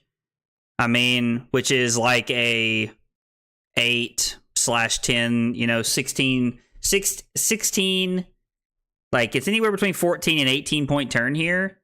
And I can Arsenal the Rain Razors here, I guess. I could also Arsenal the Arctic Incarceration and try to set up for a bigger turn that way. I don't hate that, if I'm being honest. We'll just go ahead and pitch the Rain Razors. I think is where I want to be at. I don't have snaps here, so throwing the Death Touch first is not really an option for me.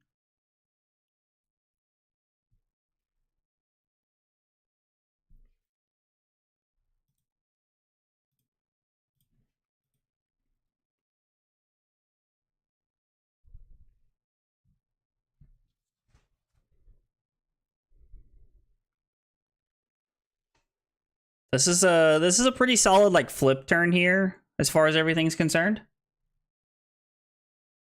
I'll see how much they take before Death Touch. If they take everything Arctic instead. So the problem here is that I can't Arctic this turn. Like I can't like I can't Arctic here, period, because of the 3 of a kind. So I'm more looking at what's going to be better for next turn. And is my next turn going to look better with an Arctic Incarceration in my arsenal? Or is it going to look better with a Rain Razors in my arsenal? And I think it's looking better with an Arctic Incarceration because I was pitching one or the other. I don't want to keep one in my hand. I mean, I have the potential for Rain Razors to be like an insanely like strong value play next turn, but I'm not like really looking to like, I don't know, like it feels like I'm trying to like trying to take a little bit of a chance there, and I don't know that that's really where I want to be right now. I feel like I just want to take the damage I can get and play a consistent game here. Should have just pitched the blue. Arsenal, Rain Razors, or Arctic, depending on how much, how little they block.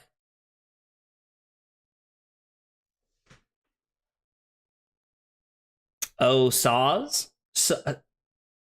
Oh, sorry, just rejoined. Yeah, Arsenal and the Arctic then. I mean, that's what I'm thinking here. Like, and again, like I'm not saying that I'm like indefinitely correct here. Like, I'm definitely open to hearing why you guys think it was better to just pitch the blue there or anything like that. But I think arsenaling the Arctic Incarceration gives me value to block next turn, potentially throw 1 arrow and then give my opponent 4 frostbites. Or maybe it just gives me the chance to block 9, give my opponent 4 frostbites, and then arsenal a card to try and like have like a heavy swing tempo turn here. I don't really feel like I've put anything like that good together. The Tar Pit Trap was really good. The Tar Pit Trap was insane, and the 3 of a kind this turn was pretty good. Like nothing crazy,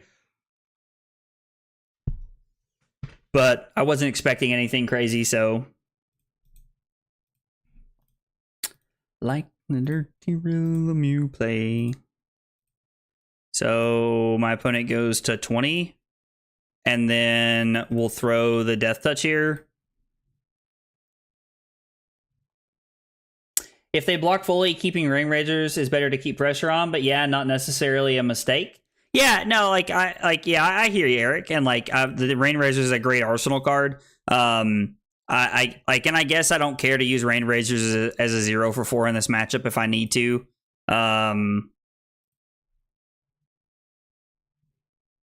I guess I was just thinking like I don't want to use Rain Razors as a 0 for 4, but that's really not that bad, I guess, in terms of everything.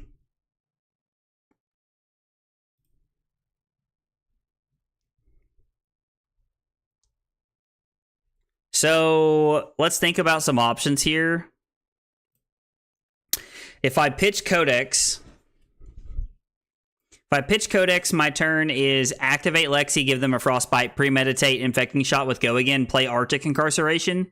Or if they just decide to like block with 3 cards and keep 1 card, I'm just holding the Arctic Incarceration and then going into my next turn. I guess I could pitch the Searing Shot, keep the Codex here, but I actually need the Searing Shot to blue to play around their Frostbite. I could pitch the premeditate.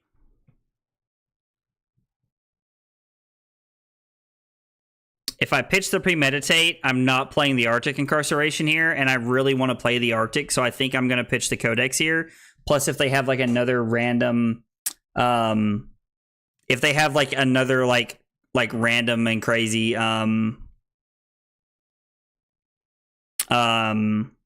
Winner's Bite, then I'm playing around it. Their turn was trash though.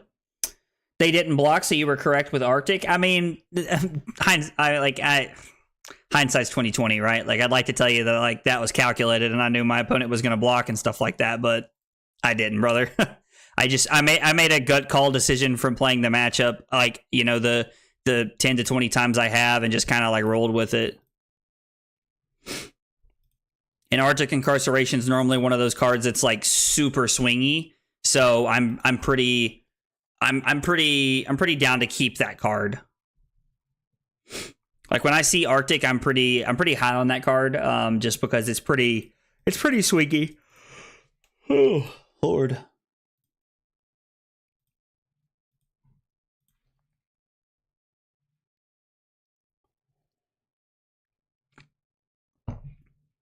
Why are the test notifications coming through OBS, but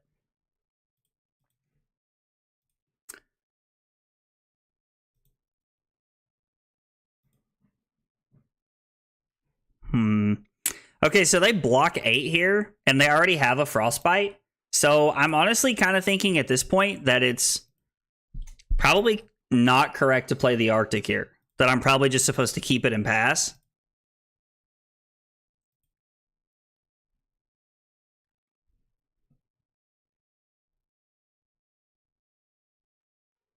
You got to pay for that. So no 6-card hand for you there, Budro. No 6-card hands here, buddy. Hey, Allie. Yeah, I'm back on Twitch after they actually changed their policy recently. So, yeah, absolutely. We are back. Keep it. Oh, absolutely, Eric. When they have 1 card in Arsenal there, they're trying to set up. So keeping the Arctic is so much more threatening for this turn. Don't play it here. Threat of activation is worse. Oh, dude, absolutely, Aja, absolutely. So let's go Rain Razors. I'm gonna keep the drill shot in case I have an awkward hand. Having a 0-cost arrow will make my hand just a little bit more effective. Now we draw this, so it doesn't really matter.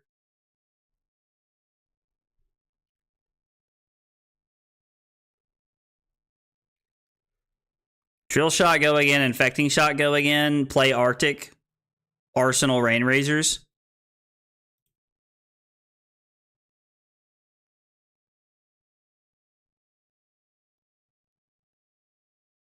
Yeah, I think that's the play here.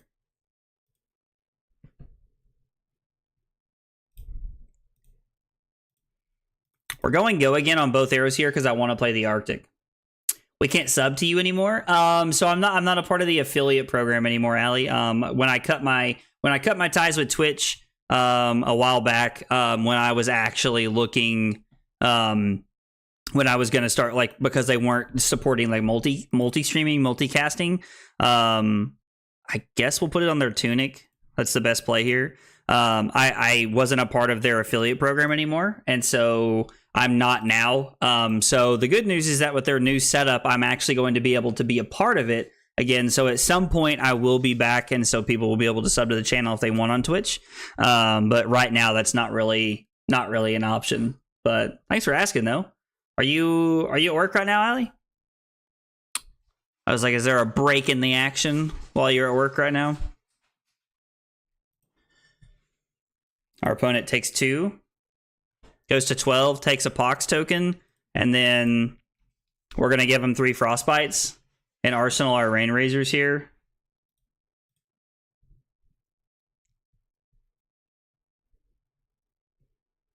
This hand is so good. This hand is actually just so good.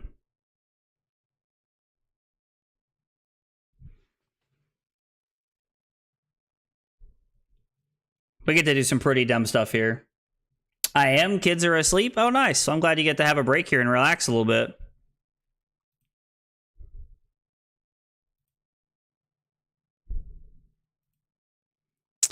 So they pay through the 3 Frostbites.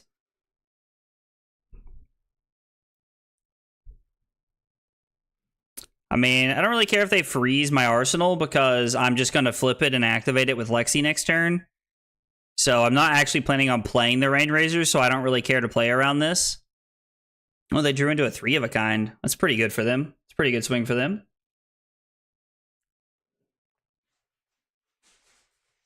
I thought I saw something that said you can't use like stream elements to combine chats or something similar. You are correct. So part of Twitch's thing is that they don't want you like the Twitch experience to be like downgraded by you by their viewers being suffocated by other people who are streaming on the platform. Or by other people who are like viewing on Twitch. So if we take 8 here, go to 15, and then we flip. Throw Searing Shot, Bolton Shot, Arsenal, Endless Arrow, and set up a 6-card hand is pretty good here. But yeah, they don't want you combining chats. So like that's why I have them separated now. So like all the people who are on like YouTube chatting are just talking to other YouTubers. And all the people on Twitch are just seeing other Twitch chats, and likewise with Kick as well. So I still have them all set up for one convenient place with my Restream dock so that I can see everybody's chats in one place so I don't miss anybody. Because the last thing I want is to actually like miss somebody's chat because I didn't have all 3 docks open or something. So yeah, it's not great. But I mean, you know, like it is what it is. Like I'm happy that like, you know, like Twitch is like taking a step in the right direction and moving back towards like letting everybody like simulcast and like, you know, like multi-stream. Like I'm glad that they're doing that. It really seems like Ninja was actually a really big proponent of making that happen for the community. So I'm gonna add that to my list of reasons that I love Ninja.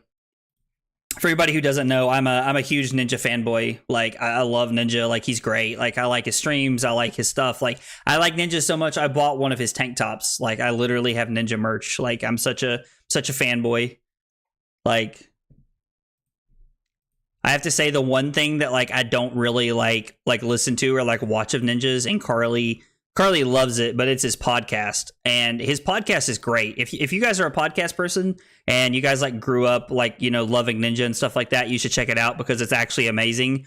But I'm just not a podcast person. Like I'm just not, like I just can't really get behind like watching podcasts all the time. Like I can't listen to them all the time. I don't know. They just kind of like, I like my brain. Like I have to see something. Also, this hand is like wildly not good. Like this hand is like crazy bad. Oh no's, 4 reds. Yeah, this is not good. I mean, this hand's not terrible. Like don't get me wrong, but like this hand, you know, this hand ain't cutting it. So this hand looks like activate Lexi, flip endless arrow. Play. Is that another 3 of a kind? Rude.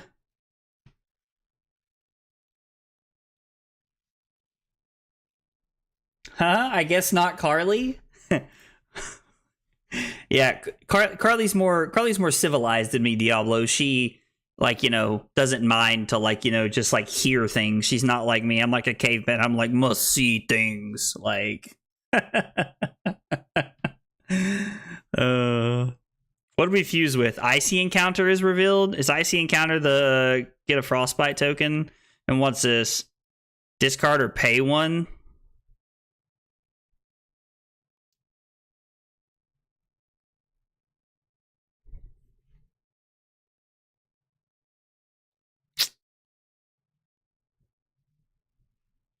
This is bad.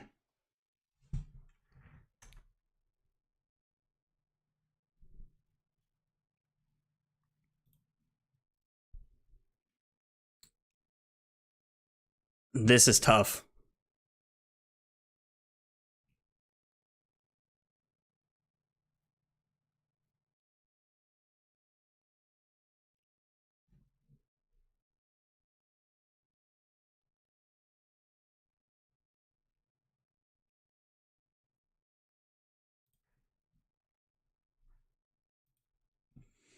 Yeah, this is tough. At least you got Tunic to help a bit. I mean, yeah, Tunic is definitely going to help this turn because the second arrow that they throw before they throw the Icy... Well, I guess they can't throw the Icy Encounter, so that's kind of nice. But whatever the second thing that they throw at us is going to be met with paying for the Chilling Ice Vein tax here across the rest of the turn by Tunic. So hopefully, God, please let Quiver whiff. Woo! They've missed on Quiver twice. Thank God. Man, them hitting Quiver right there would have been the end of our parade here for sure. We're priced into full blocking this turn, huh? I mean, yeah, this turn's not great. Like, this is not looking very good for us. I mean, this is just 6, so I think I'm just gonna have to block 6 here. Like,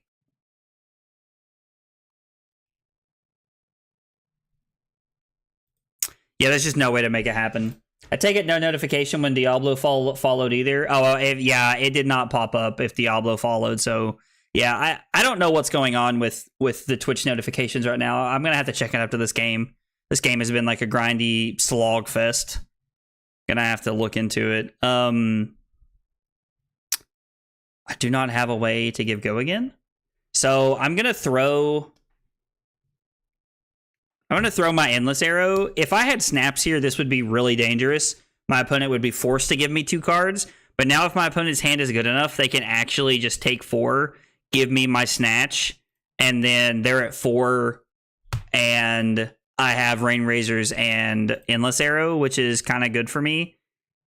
I just clicked on my graveyard again. Stop doing that, Zach. They played all 3 of a kind, so that's cool.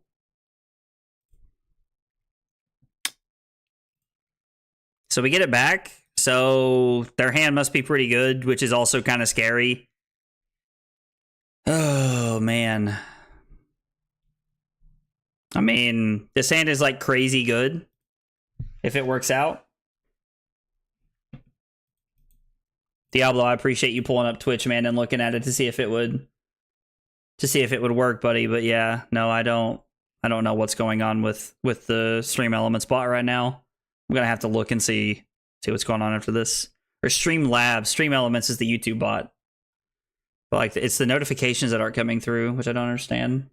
All I'm saying is we deserve an in-person. You love to see it for following since we didn't get the notification. Dude, absolutely. Dude, dude, hang on. I gotta listen to it. I gotta like hear that to like get into that. So like, here we go. Let's freaking go. You love to see it. I completely took that from when my Rhinar opponent rolled a 1, like as a thing. Let's freaking go. You love to see it. I'm sure there was a lot more intensity that night when I actually said it, but that was pretty much what it sounded like. Oh, man.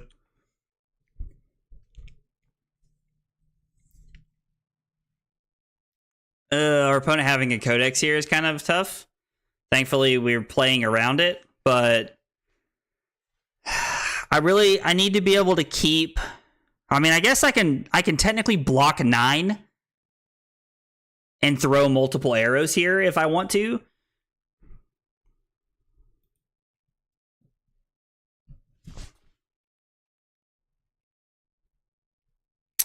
Okay, so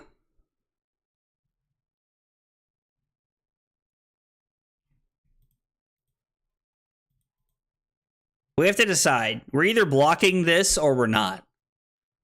Like, which I know sounds kind of like on the nose here, but like we're blocking. Okay, so let's talk about our options here. We have a couple of options here. One of the options is we block Heat Seeker, Infecting Shot, Drill Shot, go into our turn, activate Lexi, flip Endless Arrow, play Rain Razors, use Tunic to activate Voltaire for +1 on Falcon Wing for 6, Endless Arrow for 6. That's a 12 and 9's 23. It's a 23-point turn. Or the other option we have here is block Falcon Wing, Infecting Shot. And then our turn is activate Lexi, Rain Razors into Heat Seeker with Go Again for 7. And 6 is 13. Blocking 6 is 9. So we have a higher upside play of actually keeping. We add 4 more points to our turn if we block 9 here. Crazy.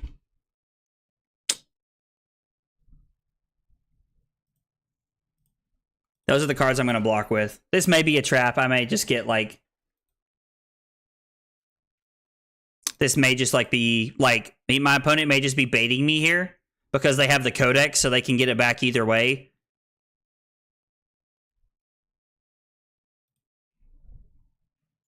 Did they fuse? They pick Go Again here. He has 3 cards. The on hit is Ignore here. So Codex does make it like pretty like ignore it kind of thing. Which means we probably should have just taken it. But I want to block and keep my life lead and keep grinding my opponent out of cards. So My opponent didn't reveal a card. So block 3, take 1.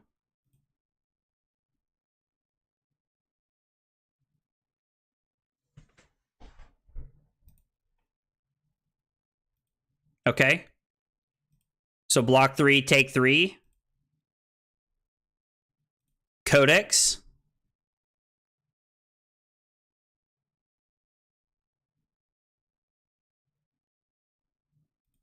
The Endless Arrow does nothing for them here because they already have a Ponder token. So I get to go to 6, and then I get to attack for 6.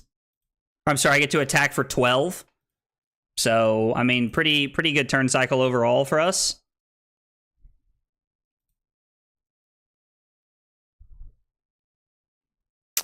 So activate Lexi. Or I guess I'm only attacking for 10 here, which is still 2 cards out of my opponent's hand. Falcon Wing for +1. So this is really only going to come in for 5 here.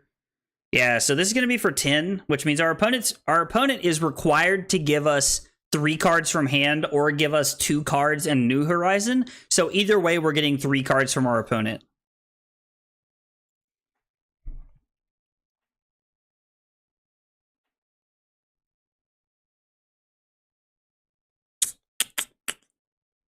Yep. Our opponent blocks 3, takes 2. I mean, they should definitely block the Endless Arrow here. Like, we don't have a Ponder. We don't have a way to arsenal a card if they use it correctly, so they should definitely just be doing this here.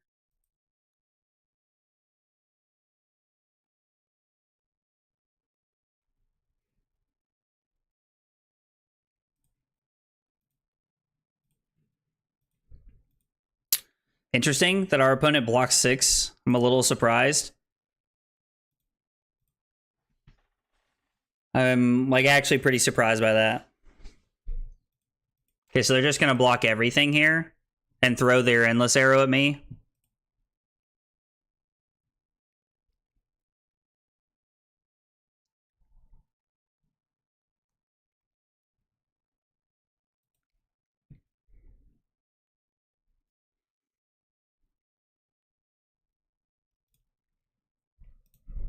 So if I block 5, I get to keep them from having this, and then I get to go Falcon Wing for 4 into red and actually into Death Touch. So pretty good. Now they're gonna get the block with their New Horizon, but we're still in a pretty good spot. How many 3 of a kinds do we have left? We have 1 3 of a kind left in our deck, and they have 0. Right? They've played all 3. Yeah. They played 2 in 1 turn, so we're good. Plus the Codex is going to get a card here. We might actually just win the game right here. They give us a card. They give us a card.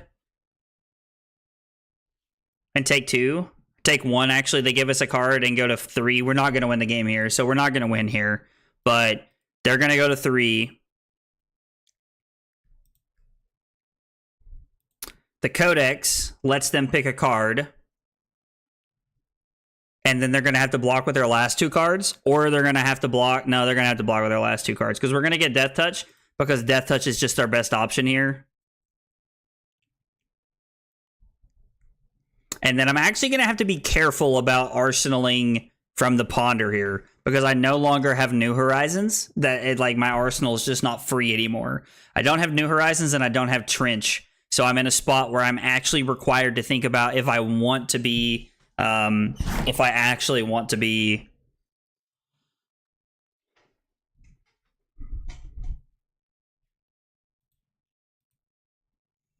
arsenaling my last card.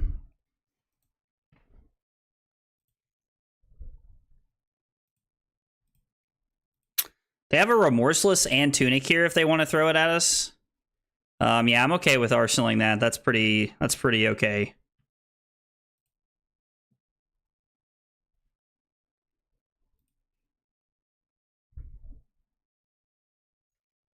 Take 1, go to 5, and then take 3, go to 2. And throw potentially 3 arrows if I hit it all.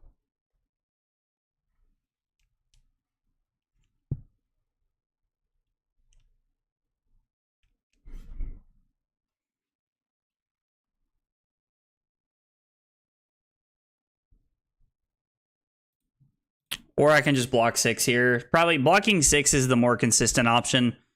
Probably gives me some like better odds here. Because we're playing the 3 of a kind here. We have to. We only have 1 arsenal spot, so we're required to play it. But 3 of a kind does let us block 6 and still have a pretty effective turn.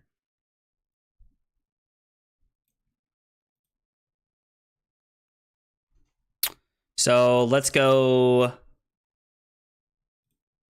Searing Shot with Go Again.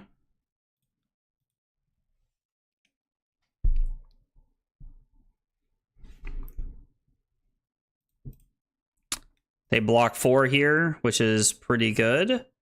And then I'm actually going to go Bolt and Shot for +1.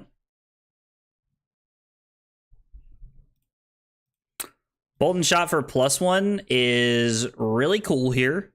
Because if they let us reload, which they're not going to, which is smart. It's like if they let us reload, I'm going to reload the Arctic Incarceration, then play it. And then arsenal my Falcon Wing. But in this spot, I'm just going to arsenal my Falcon Wing because it means I can throw 3 arrows this turn. It's like the only thing my opponent can do of relevance here is actually just like play Codex, which they've only played 1 Codex so far. So that's actually a pretty high option for them. So Falcon Wing into pitch Codex for Hamstring Shot with Go Again, into pitch Drill Shot, or into pitch Arctic Incarceration. So we're just going to keep grinding through our cards here until we get them. We have them on the back foot. We're now just looking for like a hand that ends it. I don't think I've played all 3 my Rain Razors here. No, 1 more Rain Razors left in the deck, so that means inevitably... stop. Means inevitably at some point we will get there. Also, whenever they come off of their arsenal, Codex will probably just end the game here. So, Go Again. I like throwing 5 and 5 more than I do 6 and 4.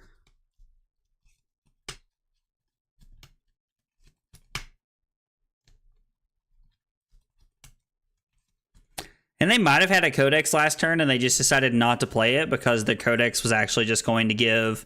because their Codex was actually just going to give them like almost no value. Like they could have attacked for 4, but my hand was like, I had an arsenal card.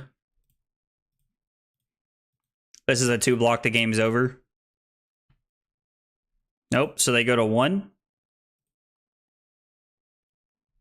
I guess we'll put another counter on the Tunic, not that it really matters. And now we're just looking to try to end the game here as soon as possible.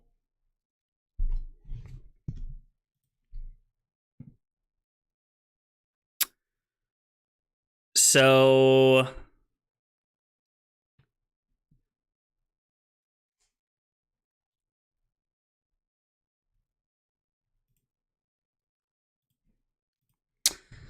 So let's go Endless Arrow. Actually, I'm just going to go Drill Shot with Go Again here. Drill Shot with Go Again. Our opponent gives us 2 cards here.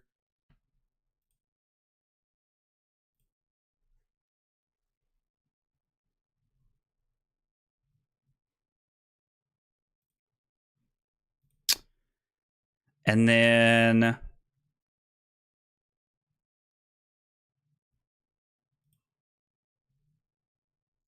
yeah, I guess we'll just go Endless Arrow for +1 here. I was like in hopes that they have 2/2 blocks in their hand, but they do not. I'm not going to activate Quiver unless it's going to kill them. Yes, I'm sure I want to skip my arsenal. Thank you for asking, though. Are they going to use Tunic to attack us here, actually? So, if I go to 1 here...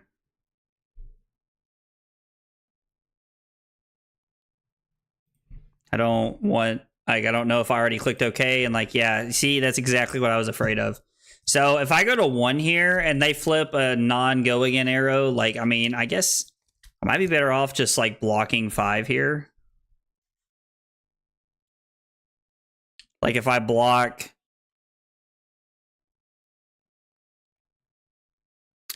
hamstring shot and winner's bite,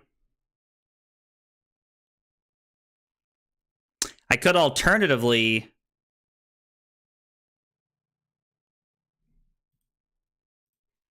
if I go to 1 here, I take a card and then I'm throwing an arrow, so it's the same thing as me blocking. So if I block with the hamstring shot here, I guess I should just block 6. Like, it's the best option is just to block it out here. So block these 2. Block hamstring shot, winner's bite.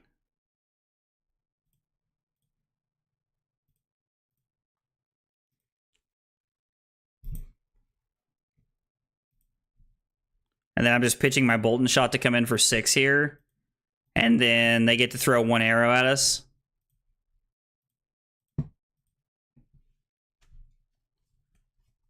This has been a weird game. It's felt like I've been in control of most of the game, and now it's like feeling like they're... being up 5 points makes me feel pretty good, but the fact that, like...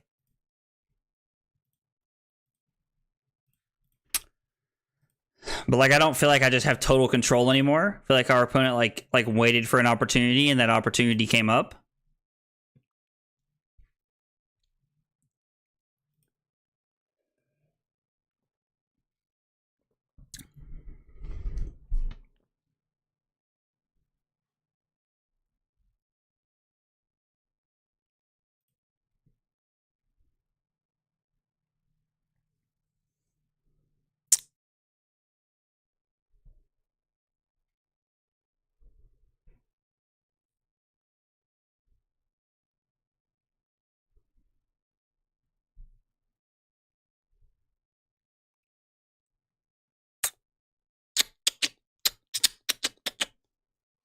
This is tough. I think I'm just blocking Heatseeker, Bolton shot. I just want to keep my life lead.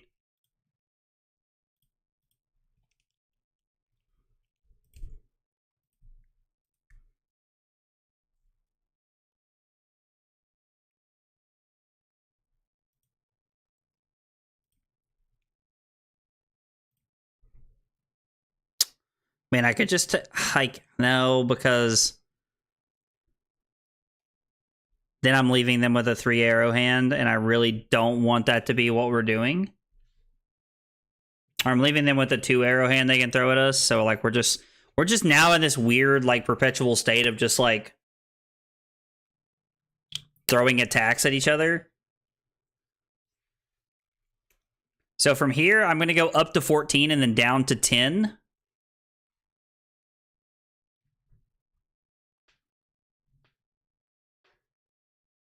The channel like Frigids are also like buying us some value. Like all of their ice cards are buying us value because like we just have more arrows in our deck.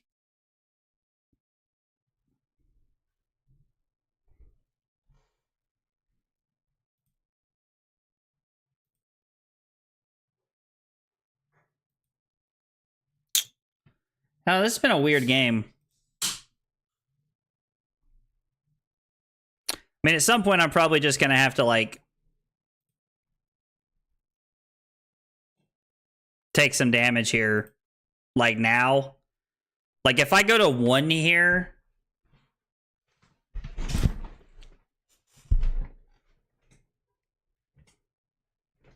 I think I just end it.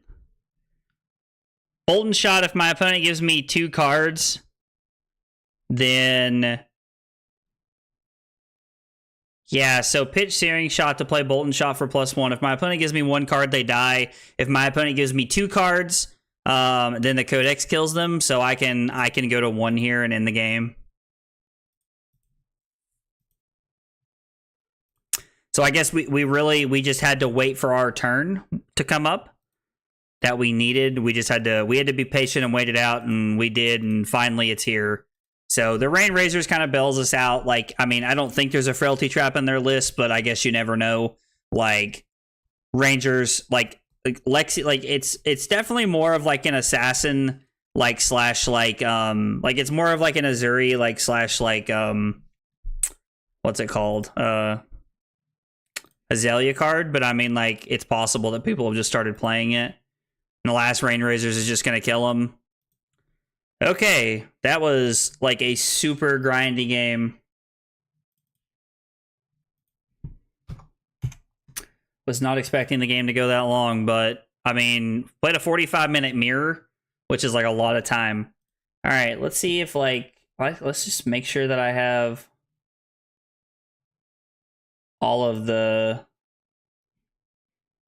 All right, so what are we in right now? I'm in my Twitch. So let's see, general settings.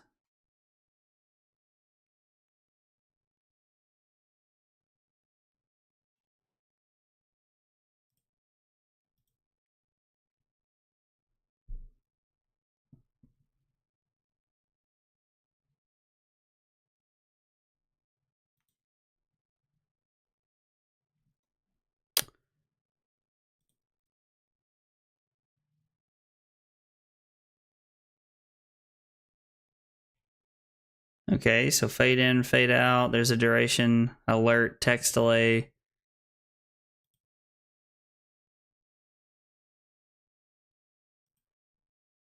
I don't know what that is, but I don't want it that way.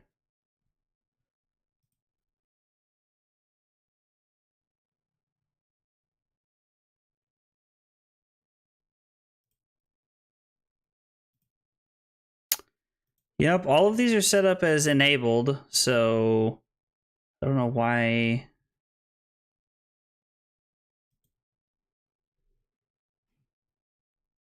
Is there like a...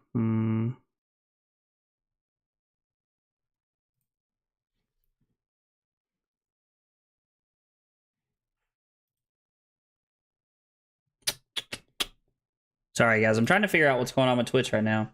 Diablo said he's unfollow and refollow if we need him to test it. We might just need to have a test stream or something later. Yeah, it might just be beneficial to have like a test stream later. That might just be like 100% what we need to happen. Because I don't know what's going on. Like, I'm looking at it and like everything appears to be turned on correctly. But like normally, like when it's something like this, it's something that I just haven't found yet.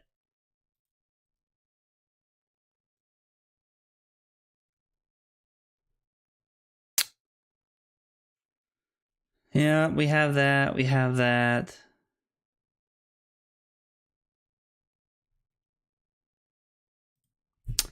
Yeah, and then alert box, general settings.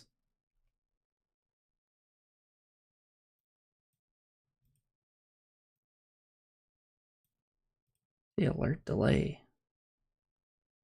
Censor recent events.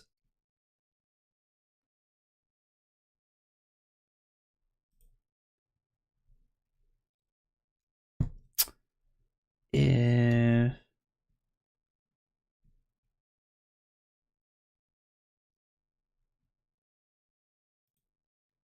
whoa. Let's try that. I'm honestly wondering if that's it.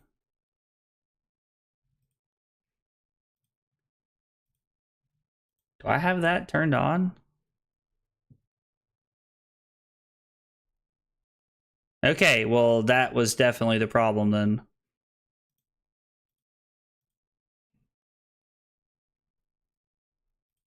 I'm like almost 100% sure that was the problem.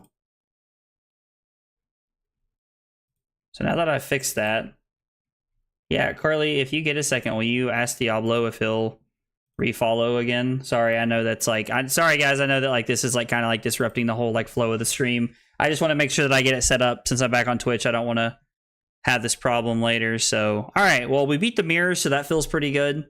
1 and 2 tonight. Again, 1 and 2 is not the record I'm looking for. I've never really claimed to be a Lexi connoisseur by any means. I do really like Zach's list so far tonight. Like Zach's list feels very comfortable.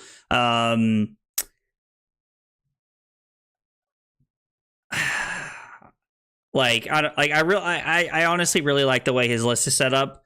Gonna be honest, I kind of think that this goes back to like I think that I just really don't really enjoy the.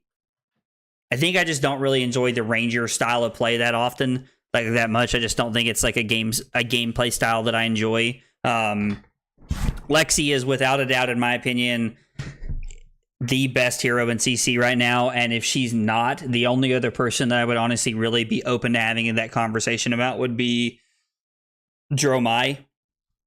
And I mean, if you guys watched Dallas, there were 5 copies of Dromai in the top 8. Now again, just because the deck top 8s does not mean that it's insane. Like, I'm not saying that like that makes the deck broken, but 5 people were on it in top 8. A guy who normally plays Icelander was on it, and then like Jacob Law was on it. Jacob Law is like a very good is just like a very good like Magic player that I've known for a while. All right, 60 cards. Then they just left. All right. Yeah, I don't know. That was weird.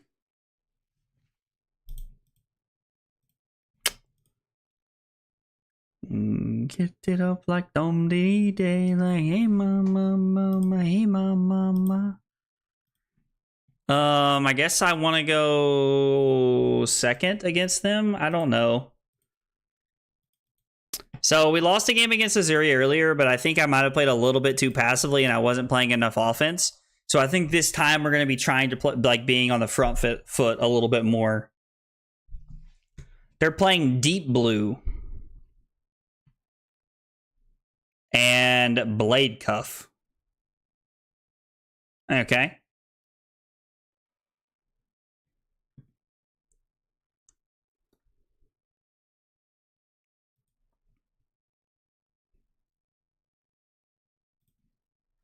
Interesting. Tome was a mistake? Hey, Pedicero, what's up, man? What do you mean Tome was a mistake? Are you saying like them printing like Tome was a mistake? Because I'm gonna be honest, man. You don't have to twist my arm very hard to make me feel that way. Tome was insane.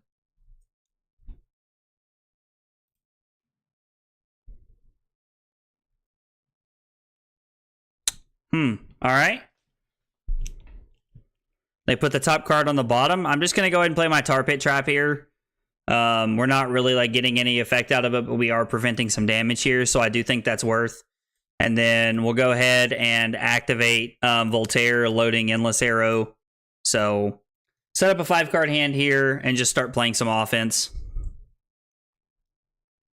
Although I definitely get the sense that our opponent will be trying to race us this game, so yeah, Dromai was already S/A tier. Yeah, no, absolutely, dude. That card's insane. And like the funny thing is, like, I really want to make Tome work in like Fi or something like that, but I just don't think you can. I just don't think it's really that rational. So premeditate for Battering Bolt, go again into Endless Arrow is what it feels like.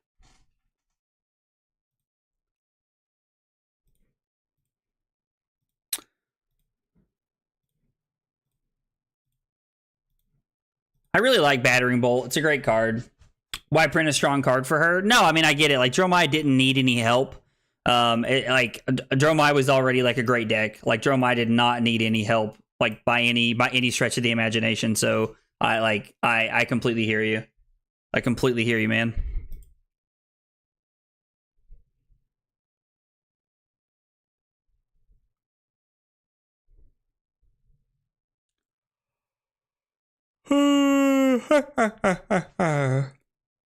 Okay.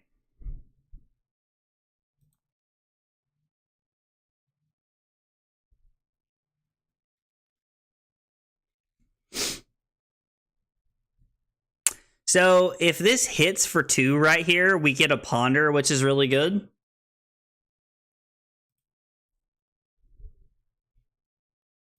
Okay. Yeah, I'm going to come in for 3 here. I'm actually just going to come in for 3. Because if my opponent wants to give me their last card, I'm okay with that, honestly. I think I'm okay with them just giving me their last card. Because then now I just have, like, all the tempo. I mean, unless their last card is, like, a 0 for 4. Like, which I guess is an option. This is not a great hand. So I think we're just keeping to premeditate. Like, I think we're just going to arsenal to premeditate here. So we're going to go drill shot for 2 with go again. And then we're going to go infecting shot for 4. And I'm just going to arsenal the pre-med here. Try to set up like a little bit more of an explosive hand. I can also always trench it away if I need to.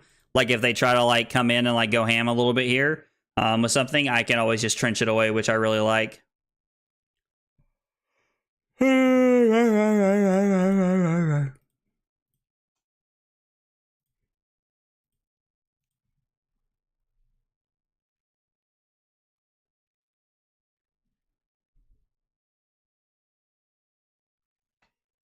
What is that? Okay, so they give Blade Cuff and an Isolate here, and we're just gonna Arsenal. This is a pretty solid hand here. Would really like to be able to keep this hand, honestly, but if not, you know, stuff happens. So I'm just gonna say no blocks here.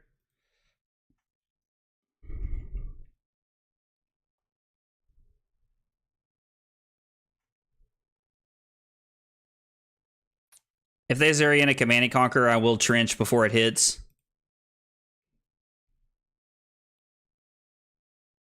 And a defending card.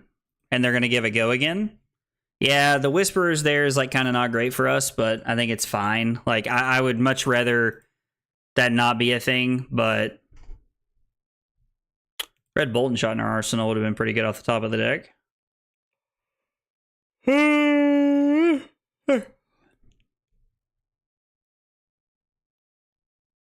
Ew. Stop playing offense, opponent. Good lord. Didn't you get the memo? I'm supposed to be the one playing offense here. It's pretty good solid turn from our opponent here. I think I need to take it. I think I have to go to 26 and basically agree to go to... they'll probably give me a frailty.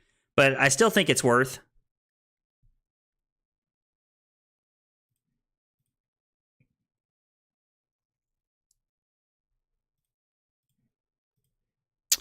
We're going to load Falcon Wing for +1, play Premeditate, and then come in for 6. So it's going to be for 6 and for 5, and then we're going to Arsenal our last card. We have 2 copies of Remembrance in my deck, so honestly, I'm just kind of like... I'm really just trying to play like Unga Boonga aggro, to like just like run them over, and then rely on my, you know, Remembrance cards to be able to like shuffle back in my good cards. And we actually almost won the game we played against Azuri earlier in our stream. We ended up having a turn where our opponent, like where we had a 3 of a kind that needed to bail us out, and we drew like 2 non-arrow cards, and it was just it was a tough time. So we made a play to like try and get in their head a little bit and maybe like make them block worse than they should have, and they did not. Well, I guess thankfully for them, not for us. Heat Seeker for +1. And also having the Falcon Wing to be able to Arsenal like this is really great, because it means that no matter what we hit off of our Heat Seeker, we're actually able to set up a 6-card hand, so that we can just... Because the Falcon Wing has natural go again? Because the Falcon Wing has natural go again is what I was trying to say. Man, I'm sleepy tonight.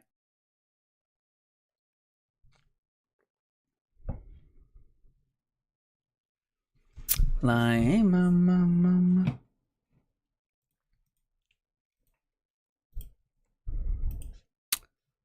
Let's go Heat Seeker. Yeah, and then we're just gonna Arsenal the Falcon Wing here.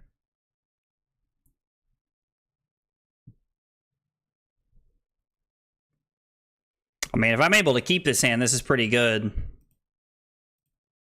Yellow Razor Reflex. Our opponent is definitely on a spicy one here. I'm just going to assume that at this point they don't own like Afflict Knives. That's all I can really come up with. Please don't be a Command and Conquer.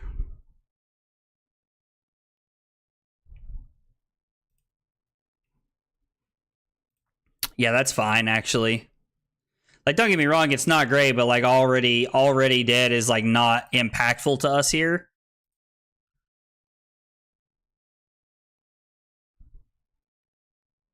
Yeah, this is actually really good for us to be able to do this. So we're just going to come in with the Falcon Wing, and then as an instant, we're going to play the Rain Razors. We're going to play Rain Razors as an instant here, and then we're going to pitch Remembrance. to load Withering Shot for go again. So it'll be 7 go again and the Endless Arrow for 6, and then we'll Arsenal our Arctic Incarceration. Activate Voltaire for go again. 7 coming at you. Air Goodman coming at you. God, I love Dodgeball. It's such a good movie.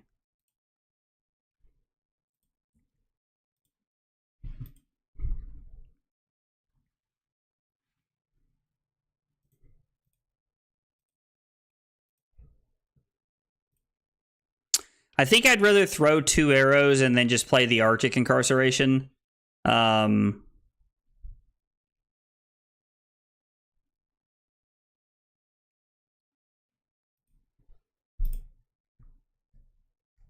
see if this is a Command and Conquer.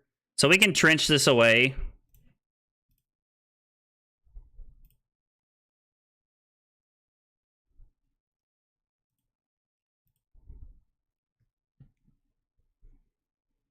So I'm actually going to use Rain Razors to let me have a 3-arrow turn here. So we're going to go Endless Arrow with go again. Have they shown us a Frailty Trap? They have. So because they've shown us a Frailty Trap, I'm actually going to respect... I'm actually going to respect that and name go again here because I don't want my turn to end when I could still play my Codex of Frailty. Now, my opponent probably would have given Codex of Frailty right here instead of giving 2 cards to stop the Endless Arrow effect, but to like make an Endless Arrow a 3-coster.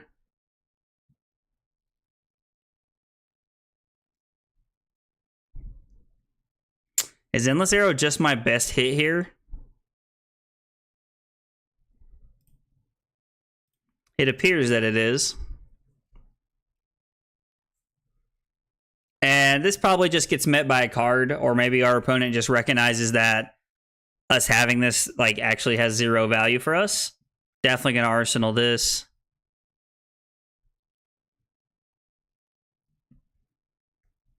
Name this with go again. What does it say? Put a card from your hand on the bottom of your deck, destroy bleed deep blue, and gain 3 resources.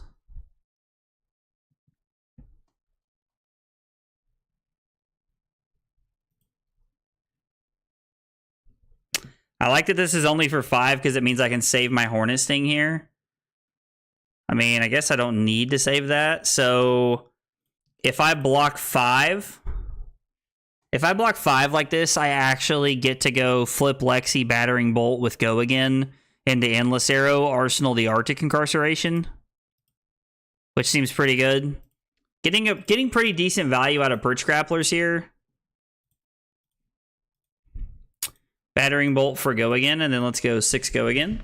Battering Bolt is like such a good card. Like, and I know that it's normally used as like a Bravo card, or like it's used as a card like a way to like pop the Dargans in certain situations, but I actually just really like this card. Like, it's just a very good like value card in my opinion.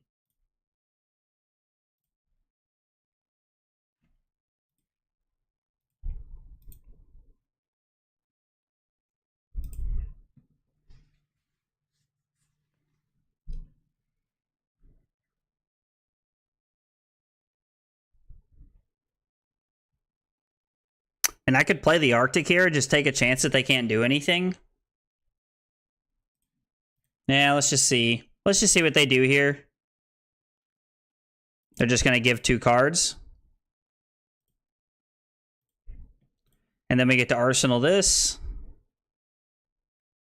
Wow, this is not a great hand at all.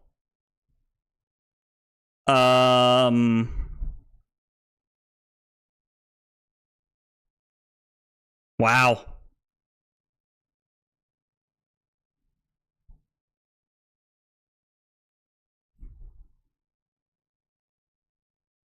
I don't even know what this hand's doing. This hand is wild.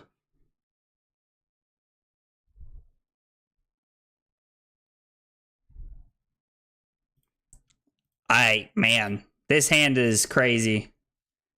All right, let's think about this. Flip this. Pitch this to throw Drill Shot. play Command and Conquer, leave Arctic up. Like, yeah, I guess that's the play here.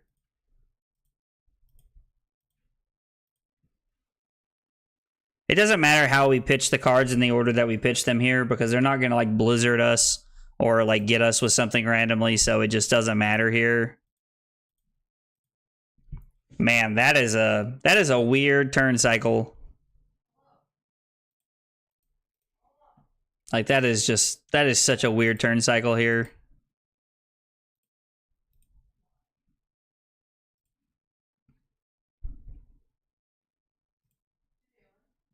Interesting.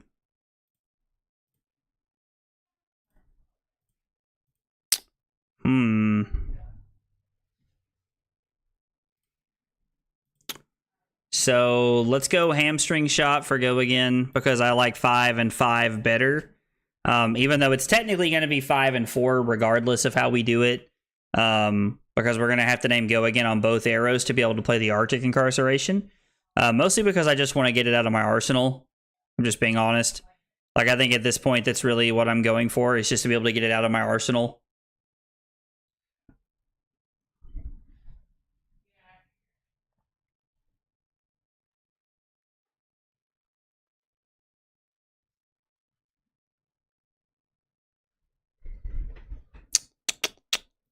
So my opponent takes 2.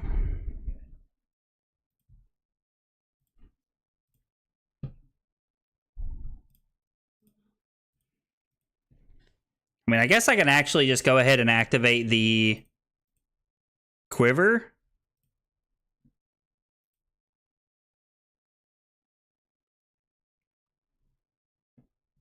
I guess I should activate quiver here. Feels correct. Hopefully 3 frostbites is enough to just, like, really slow them down here.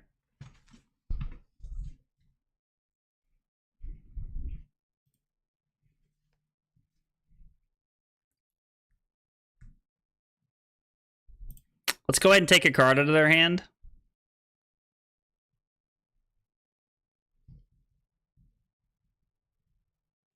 Actually, we're just going to take 3 cards out of their hand, because what we're going to do is we're going to flip Lexi, and then we're going to attack with Command and Conquer. We play Winter's Bite before we do anything to, like, give them as little information as possible here. And then the Command and Conquer is just meant for value, and I'm going to arsenal my Searing Shot, because I want to have an arrow in arsenal with my 3 of a kind when I like try to go all in and, like, try to, like, punch through here and try to get a little aggressive. Forget I can just do that now. Okay, so our opponent just loses their infect and then passes. So, I mean, this is a great hand to, like, what do we want to get rid of over here? We have a Heat Seeker over here, and we have a blue infecting shot, but no red infecting shot. Do we have a Heat Seeker? Or, I'm sorry, a Searing Shot? Do I have a red Searing Shot over here? I have 1.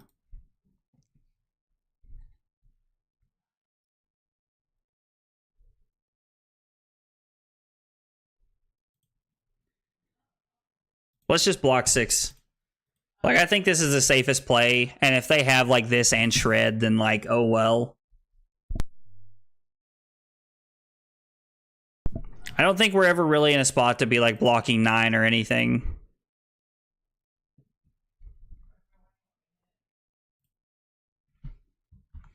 Definitely just clicked on the wrong thing, so let's play 3 of a kind. Draw into some pretty good stuff here. So let's go ahead and go Remorseless with Go again, because Remorseless has the defense reaction text, which is actually pretty relevant for us, so... And then we get to pitch Remembrance to load the Drill Shot. Or I'm sorry, we get to pitch the Remembrance to load the Heat Seeker. There's not a place in the world where we're going to be playing the blue Drill Shot this turn. I just, like, had a stroke thinking there out loud. So So we load Heat Seeker with Go Again, which is really good because it sets us up for a potential 6-card hand. And if we have a 6-card hand that we can't play where we need to get bailed out, we always have Trench to bail us out. So, oh man.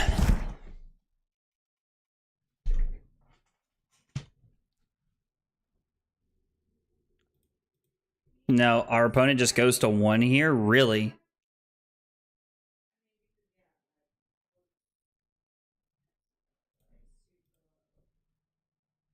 I mean, we could always just take a chance here that drill shot, like, act like the quiver hits like a falcon wing or something and ends the game.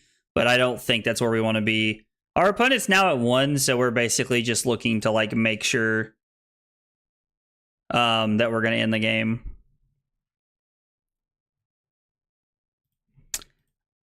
I mean, I guess I'm just going to block with it and hope it's there.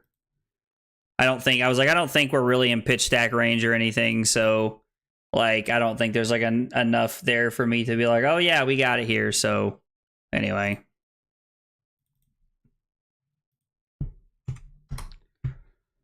All right.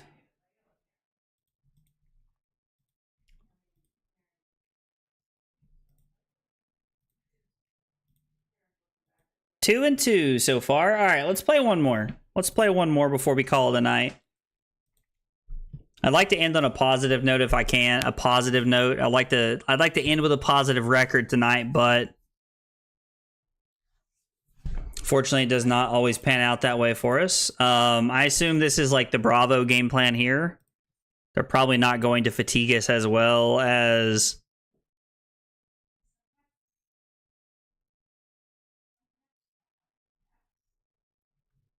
they might be on a lot of defense reactions, so we might just want to be on battering bolts. I don't see a problem with being on 68 cards. Having some plans here to play the longer game. We're forced to go first, which is unfortunate.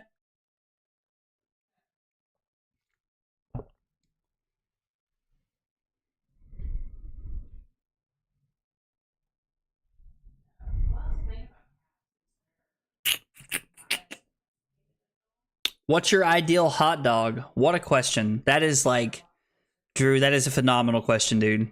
Like, I love that question on every aspect of what we're talking about right there. So ideal hot dog for me is I'm a big chili person. I like chili on a hot dog, but if I'm not going to go the chili route, I'm a ketchup and mustard kind of person. I'm not really like a reinvent the wheel with hot dogs kind of person. I'm more of a enjoy them for what they are kind of person. So that's an awesome question though. Like, I feel like that should just be a question that people ask everybody. I'm all about like asking people that question. That's phenomenal. Our opponent rolls a 2. Won't complain about that.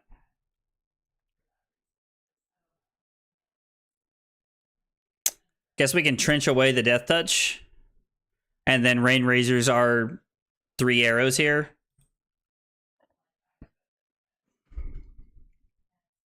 I mean, just seems like the most efficient play.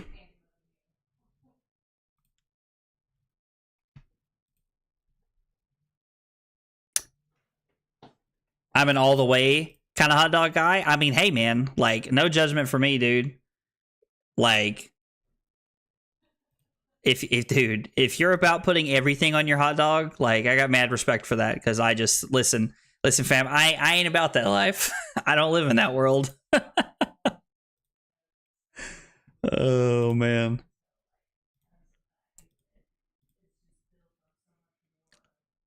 There's actually one of the guys. So Boone, North Carolina is about, I don't know, an hour and a half, maybe 2 hours from where I live. And some of the guys come to our local shop from Boone because they don't really have much of like, they don't like really have any stores that like carry Flesh and Blood up there. And so like one of the jokes is that like he always talks about like putting relish on his hot dog. Like I don't know why. I don't know like what the deal with relish is for him, but he always talks about putting relish on his hot dog and how much he enjoys it. So, and sorry, when you asked that about hot dogs, dude, it made me think of that like almost instantly. All right, and then I mean this was a pretty good turn for us all the way around. Because this is for 7, and if they have Blood Rush Bellows, it's 7 make your Mandible Claws worse. If they have Bellows, these are 2 for 5s, so making them 2 for 4s is pretty solid. Core memory unlocked, I got you. Oh, something like that, man, something like that. Okay, so they block 7 on the Withering Shot. I'm curious to know if they're also going to block 7 on their Remorseless here. What is that? Or if they're just going to take the Remorseless. Because I would imagine, like, the Remorseless, if they are going to play Blood Rush Bellows, is probably looking at, like, Remorseless is anywhere from, like, 1 to 3 extra points. And I guess the Frailty Trap, if they're going to play Bellows, is, like, almost a guaranteed 2 extra points. So I guess you're kind of, like, taking your value on what you think's better. Okay.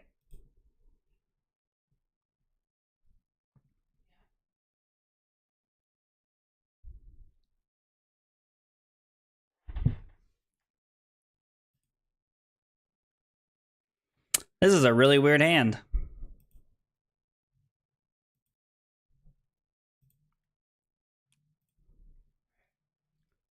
Yeah, this is a very weird hand. I guess we're just going to Arsenal the Lightning Press here? I don't know.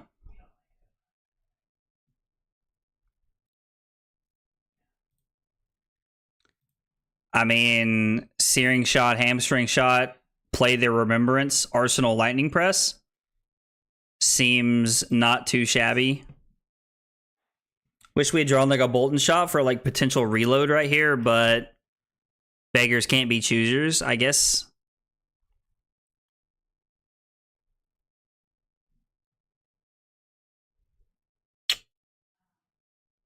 Yeah, I think we need to just play the Remembrance here. Like, I think it's fine. You think Reinhardt gets Lexi gets better? I'm having a stroke. Do you think Reinhardt gets better when Lexi rotates out? Because Intimidate is a nutty keyword. You're right. Intimidate is a very good keyword, and honestly, like one of like I think it's like one of the cooler things that they've ever come up with. Just because it's like hand disruption, but it's not, because like it still allows you to play cards on your own turn.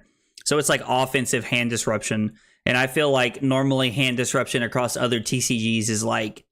It's like hand disruption is like designed to be like a slower, grindier, controlling kind of thing. So offensive hand disruption is like super interesting to me. But I don't know. I'm not sure. Like, one of Reinhardt's biggest problems is that it's just damage. Like, Reinhardt just represents vanilla damage. And I mean, that's always been Reinhardt's like biggest problem, is that like he doesn't really have any like big on hit effects or anything. So he could be insane. Like, I could just be like, you know, talking out of my butt here. Reinhardt could just be absolutely cracked. Could very well be. So my opponent takes 6, goes to 23. We play.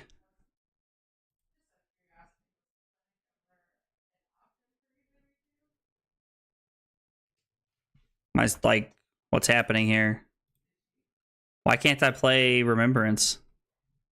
Oh, I can't play Remembrance. Duh, I'm such a twit. Lord, I'm having a stroke right now. So I guess we're just going to have to activate Quiver. So I should have named Go again. I should have activated Quiver to see what I hit.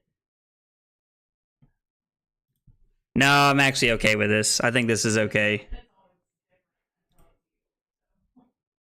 I think I still want to Arsenal the Lightning Press here. And I'm going to go Codex, Drill Shot, then Remembrance.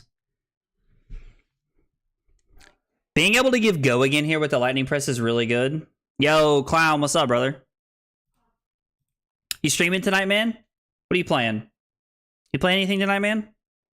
Give him 1 or 2 more blue 6s, and he'd pop off. I mean, honestly, yeah, like, Aiden's probably correct here. Like, if you were, like, really looking to, like, break Reinhardt wide open, I think you would definitely be looking at, like, I think you'd be looking at playing, like, some more blue 6s would be awesome for him.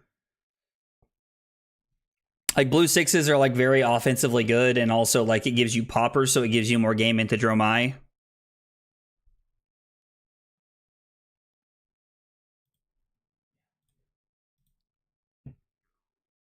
Let's see if we can do some broken stuff. No. We absolutely cannot. This hand is like laughably bad. So I guess let's activate Lexi. Wow, it's crazy to me how bad this hand is.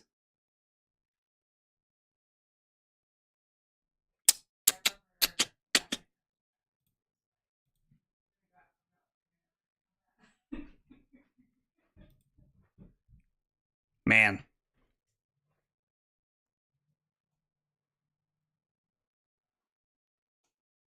Aiden, you playing any ProQuest, buddy? The next set might make him broken. Who knows? I feel like he has to have a solid matchup against Dromai.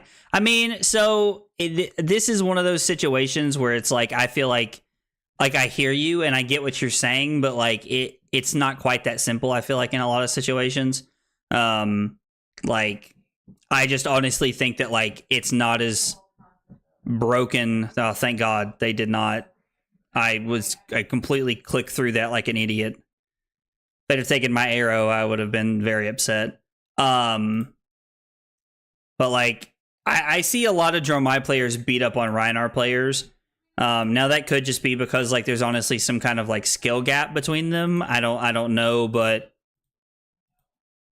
I don't know. Like I've never actually seen I've never actually seen a Rhinar beat a Dromai, personally. So now again, very very small sample size for what we're talking about here. Like it's not exactly like I'm the rolling master on Dromai and Rhinar matchup. So we're gonna Arsenal the winner's bot, I think.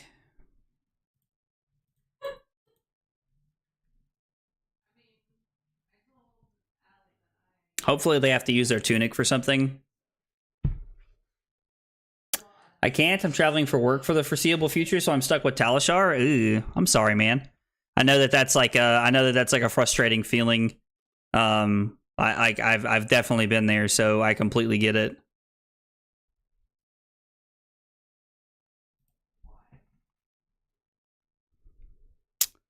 They lose all hero abilities until the end of their turn. I mean,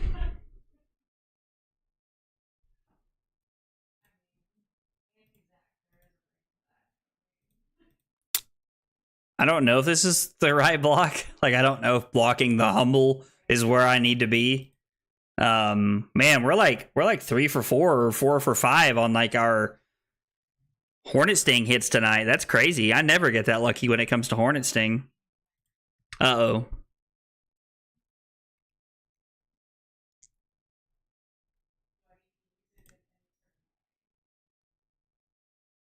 Sheesh. Sheesh. I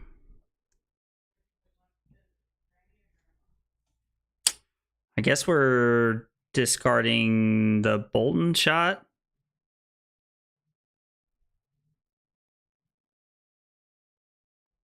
Now let's discard the Endless Arrow, which is kind of an interesting choice. I like, not saying that's ultimately correct, but so we're at 15. Like, we could die to our Rhinar opponent, but I don't think it's super likely here. So let's go +1, and then I was told to call you Granny Zach. Oh my god, I haven't been called that in a long time. I take it you're talking to Kyle. You and Kyle are playing games. No. Yeah, okay, because there's somebody else who knows to call me Granny Zach. Oh my god! It happened again! Did you lose to that weird card? No! My opponent rolled double ones!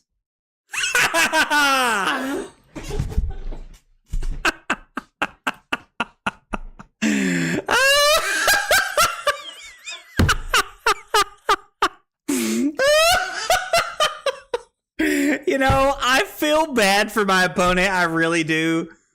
Because, man, That sucks. But wow. Wow. Yeah. Drew said no, he was supposed to be the hero. Listen, I'm playing Lexi. I get it. Nobody's pulling for me. I understand. Like, I'm not offended. Oh man, that was great. I don't know that could have, like, man, like, if my opponent watches the stream later, I really hope that they know. I mean, like, actually, no disrespect towards them, but like, man, like, they had all 5 cards. They were probably about to go like ham, honestly.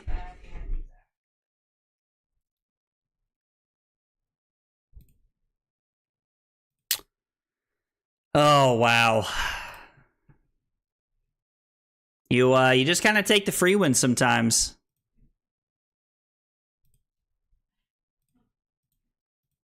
So this is going to come in for 5. Our opponent didn't block. I was like, I assume they were just praying that I didn't have it at that point. And then we're going to load Remorseless. Like, I don't think we're going to actually end the game this turn, but like, it's going to be really dang close here. I wouldn't blame him for just quitting Fab. I mean, dude, in that moment, like, the last time that actually happened to my opponent, they just conceded the following turn when I started doing stuff. And like, I get it. Like, I wouldn't blame anybody for just quitting this match. Like, if my opponent just scooped right now, I wouldn't blame them. Like, that's a really tough thing to sit through. Like, and it's very, like, frustrating. Yeah, they just said good game.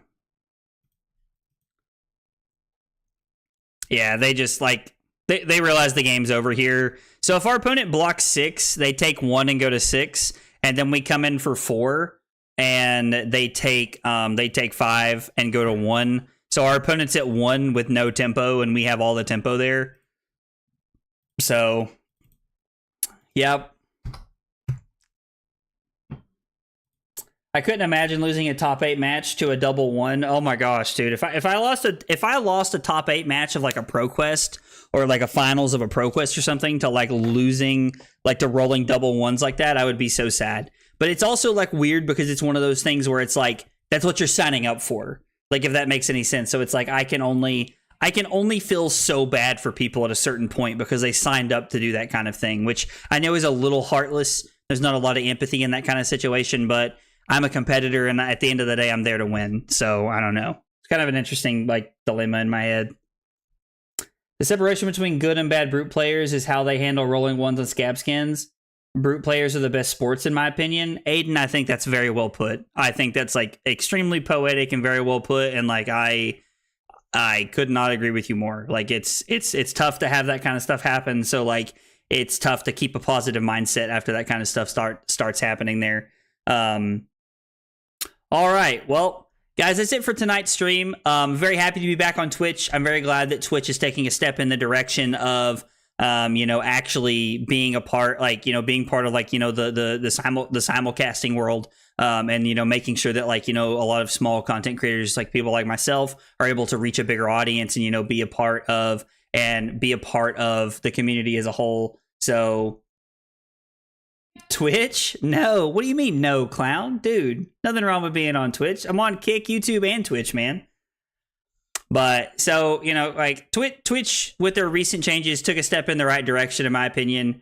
So I'm happy to be back on Twitch and be a part of like a bigger community, and like, being on Kick, being on YouTube, being on Twitch, like I love streaming to as many people as possible and being able to reach as large an audience as possible. I've met so many great people along the way, and if like, a lot of people only watch things on Twitch. So if they only watched me on Twitch, I'm happy to be back in that space where they can watch me there. So yeah, sorry to disappoint you, clown.